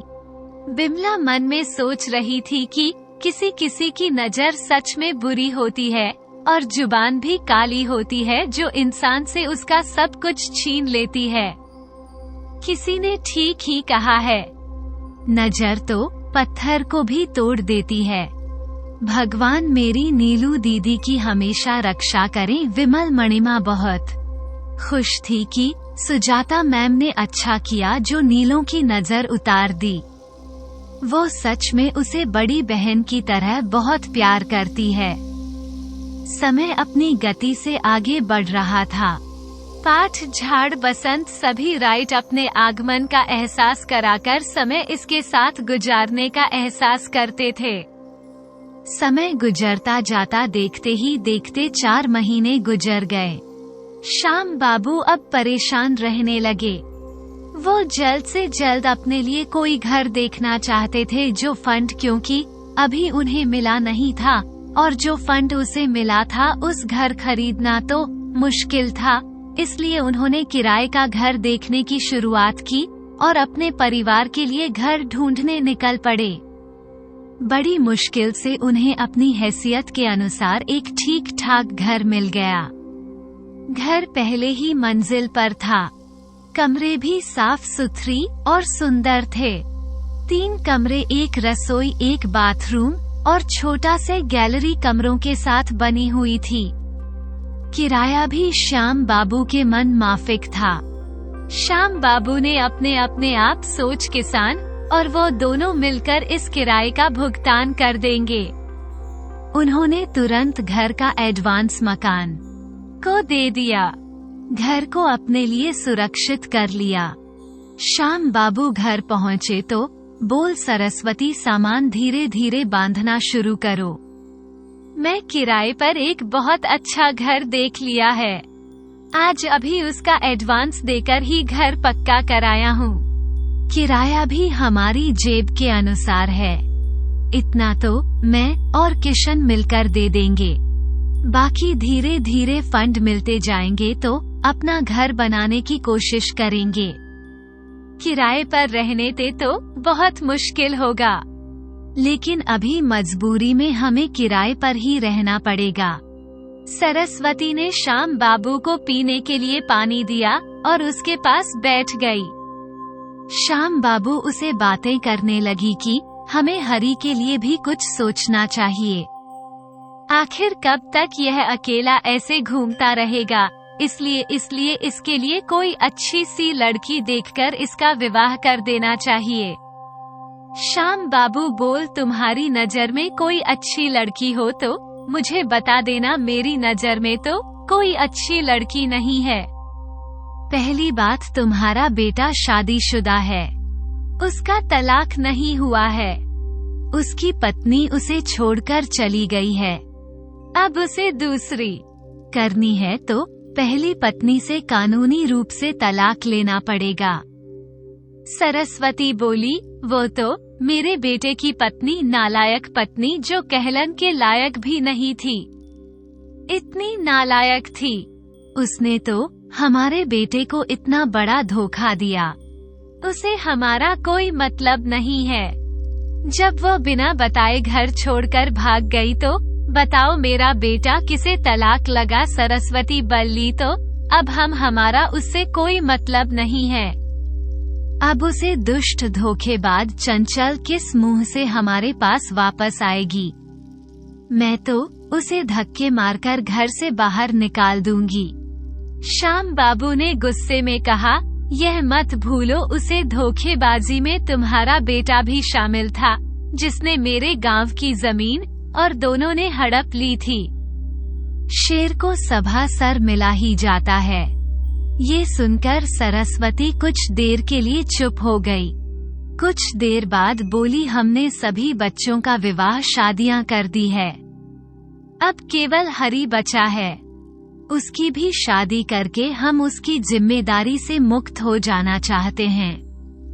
श्याम बाबू खींचते हुए बोले, पहले उसके कर्ज से तो मुक्ति पा जाऊं, फिर उसकी जिम्मेदारी से भी मुक्त होऊंगा। श्याम बाबू बोले, मेरा इतना ही दिमाग खराब नहीं है कि एक मुसीबत गले पड़ी नहीं और दूसरी मुसीबत खुद न्योता देकर आ बैल मुझे मारा। श्याम बाबू बोल, सरस्वती मुझे यह नहीं होगा। तुम्हें अपने बेटे की ज्यादा चिंता है तो तुम्हें कोशिश कर लो। तुम्हारे बेटे को भी अपनी कौन बेटी देता है, और तो उसका विवाह कोई देना चाहता है तो उसका विवाह कर दो। वैसे मुझे अब कुंवारी लड़की तो इसे मिलने से रही तलाकशुदा विधवा ही मिलेगी। सरस्वती बोली, ऐसा मत बोलिए। हरी अब काम कर रहा है और अपने कर्ज खुद उतरेगा। अब उसको उसके कर्ज के लिए परेशान होने की आवश्यकता नहीं है। लेकिन हम उसके माता पिता हैं। हरी ने गलती की थी, उसकी सजा वह भुगत चुका है। अब हमारा फर्ज बनता है हम अपने बच्चों का घर परिवार बसाने में उसकी मदद करें। सरस्वती बोली, हर इंसान में से जो कभी ना कभी गलती होती है, और जब गलती की सजा भुगतने के बाद इंसान सुधर जाता है तो उसे दूसरा मौका जरूर मिलना चाहिए। बाबू थोड़े नर्म लहजे में बोले, देखो सरस्वती, मैं उसका दुश्मन नहीं हूँ। मैं धीरे धीरे उसे पर विश्वास करने की कोशिश कर रहा हूँ, लेकिन अभी मैं उसके विवाह के बारे में कोई बात नहीं सोच सकता, क्योंकि मुझे अपने परिवार के रहने की पहले व्यवस्था करनी होगी। बाकी बातें उसके बाद में सोचते हैं। अगर तुम्हारी निगाहों में कोई अच्छी लड़की है तो बता देना, हम इस बारे में बात कर लेंगे। लेकिन फिलहाल अभी सामान पैक करना शुरू करो, और हम इस सरकारी घर में रहने के लिए इससे ज्यादा समय नहीं मिलेगा। सारी जिंदगी में इज्जत से रहा हूँ और आगे भी इज्जत से रहना चाहता हूँ। सरकारी मकान सही समय पर खाली कर देने में ही हमारी भलाई है। विद्या और किशन को भी बता देना कि वो भी अपना सामान पैक कर लेंगे। नीलू, राजेश और नए जो अपने बेटे नीलांश के लिए कॉलेज पसंद कर लिया था। नीलांश का रैंक भी बहुत अच्छा आया था, जिसके कारण उसे कॉलेज पसंद करने में कोई परेशानी नहीं हो रही थी। बड़े से बड़े कॉलेज में उसका बढ़िया आसानी से एडमिशन मिल जाना था। नील और राजेश ने मिलकर कानपुर के IIT कॉलेज में उसका एडमिशन करने का मन बना लिया। राजेश ने कहा, इतनी दूर का सफर ट्रेन से करना ही आसान होगा। नीलू, राजेश ने कहा, मैं ऐसा करता हूँ, हम तीनों का रिजर्वेशन करवा देता हूँ और हम नीलांश का एडमिशन वहीं करवा देते हैं। नीलू बोली, ठीक है, यह सही रहेगा। कुछ दिन बाद राजेश नील और नीलांश का एडमिशन कानपुर में करवाने पहुंच गए। एडमिशन काउंटर पर पहुंचकर नीलांश ने खुद अपने सारे फॉर्म भर दिए और मम्मी पापा के हस्ताक्षर करवाकर फॉर्म जमा कर दिया। उसके बाद एडमिशन फीस और कुछ छोटी मोटी फॉर्मेलिटी पूरी करने में पूरा दिन लग गया। राजेश ने कहा, नीलांश, तुम्हारा एडमिशन तो हो गया है, पहले हम कहीं खाना खाते हैं, मुझे तो बहुत भूख लगी है। कॉलेज में बने कैंपस में कैंटीन में जाकर उन्होंने खाना खाया। उसके बाद रात में ही पास के किसी होटल में रुकने की व्यवस्था करने लगे। आज रात हम यहीं होटल में रुक जाते हैं और कल तुम्हारे लिए हॉस्टल का पता करने के बाद हम वापस जाएंगे। कॉलेज के पास में ये हॉस्टल में राजेश ने जो नीलांश के रुकने की व्यवस्था कर दी। दिन भर की थकान के कारण तीनों थक गए थे। नीलू भी बहुत थकावट महसूस कर रही थी। रात का खाना खाकर तीनों सो गए। सुबह जल्दी उठकर तीनों कॉलेज पहुंच गए और कॉलेज जाकर नीलांश के लिए हॉस्टल की व्यवस्था देखने लगे। कैंपस के अंदर ही छात्रों के रहने की व्यवस्था थी। राजेश ने सारी जानकारी लेने के बाद अपने बेटे को वहीं कैंपस के अंदर हॉस्टल में रहने की व्यवस्था कर दी। बाकी सारी फॉर्मेलिटी पूरी करने के बाद नीला ने कुछ जरूरी सामान नीलांश को वहीं से दिलवा दिया। हॉस्टल में हर चीज की व्यवस्था थी। खाने पीने के लिए मेस बनी हुई थी। कॉलेज की लाइब्रेरी काफी बड़ी थी। कॉलेज कैंपस में काफी बड़ा और सुंदर था। अपना कॉलेज देखकर नीलांश बहुत खुश हो रहा था। जब बच्चों को अकेले रहने की आजादी मिलती है तो उनके चेहरे की मुस्कुराहट और बढ़ जाती है। नीलांश के चेहरे पर भी खुशी साफ झलक रही थी कि एक नई शुरुआत के लिए खुद को तरोताजा महसूस कर रहा था। एक तरफ नजर दौड़कर उसने पूरे कैंपस को देखने की कोशिश कर रहा था। लेंस को समझाया कि वो अपनी पढ़ाई में ध्यान लगाए, बेकार की बातों से दूर रहेगा, क्योंकि वो पहली बार घर से दूर अकेला रह रहा है तो खुद का ध्यान रखना होगा। अच्छे बच्चों की संगत में रहना, तुम यहाँ पढ़ाई लिखाई करने आए हो, इस बात का ध्यान हमेशा रखना। नीलू अपने बेटे को न जाने कितनी हिदायतें दिए जा रही थी और साथ खड़ा राजेश उसे देखकर मुस्कुरा रहा था। सच में मन को अपने बच्चों की कितनी चिंता होती है, कहीं उनका बच्चा बुरी लत का शिकार ना हो जाए, गलत संगत में ना फंस जाए। आज नीलू को भी यही डर सता रहा था कि उसका बच्चा कहीं गलत संगत में ना फंस जाए। नीलांश बोला, अपनी मम्मी पापा के गले मिला और बोला, मम्मी आप बिल्कुल चिंता मत करो, मुझे पता है आप किस बात की चिंता कर रही हो। यहाँ के माहौल में मैं बिगड़ ना जाऊं।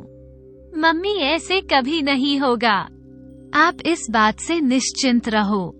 मैं अपनी पढ़ाई पर पूरा ध्यान दूंगा और अच्छे लोगों की संगत में रहूंगा। नील और राजेश पहली बार अपने बेटे को ऐसे अकेले छोड़कर घर आ रहे थे। आज तक अकेले कभी अकेले कहीं नहीं। जाता, और अब घर से इतनी दूर दूर परिवार के बिना कैसे रहेगा। नीलांश जो इसी चिंता में दोनों घुल जा रहे थे। पति पत्नी अपने जिगर के टुकड़े को इतने बड़े शहर में अकेले छोड़कर आ गए। घर पहुंचकर कई दिनों तक दोनों बहुत उदास रहे, लेकिन समय के साथ साथ सब सभी का करना पड़ता है। बच्चों के उज्जवल भविष्य के लिए माँ बाप को उनका बिच्छू स्वीकार करना पड़ता है। नीलेश की मधुर आवाज सुनकर सुशील जी जल्दी से बाहर निकल आई। देखा अनिरुद्ध अपने मम्मी पापा के साथ घर पहुंच चुका था। कुसुम और बिरजेश ने माँ के चरण छुए। अनिरुद्ध ने भी अपनी दादी को प्रणाम किया और गले लगकर मिला।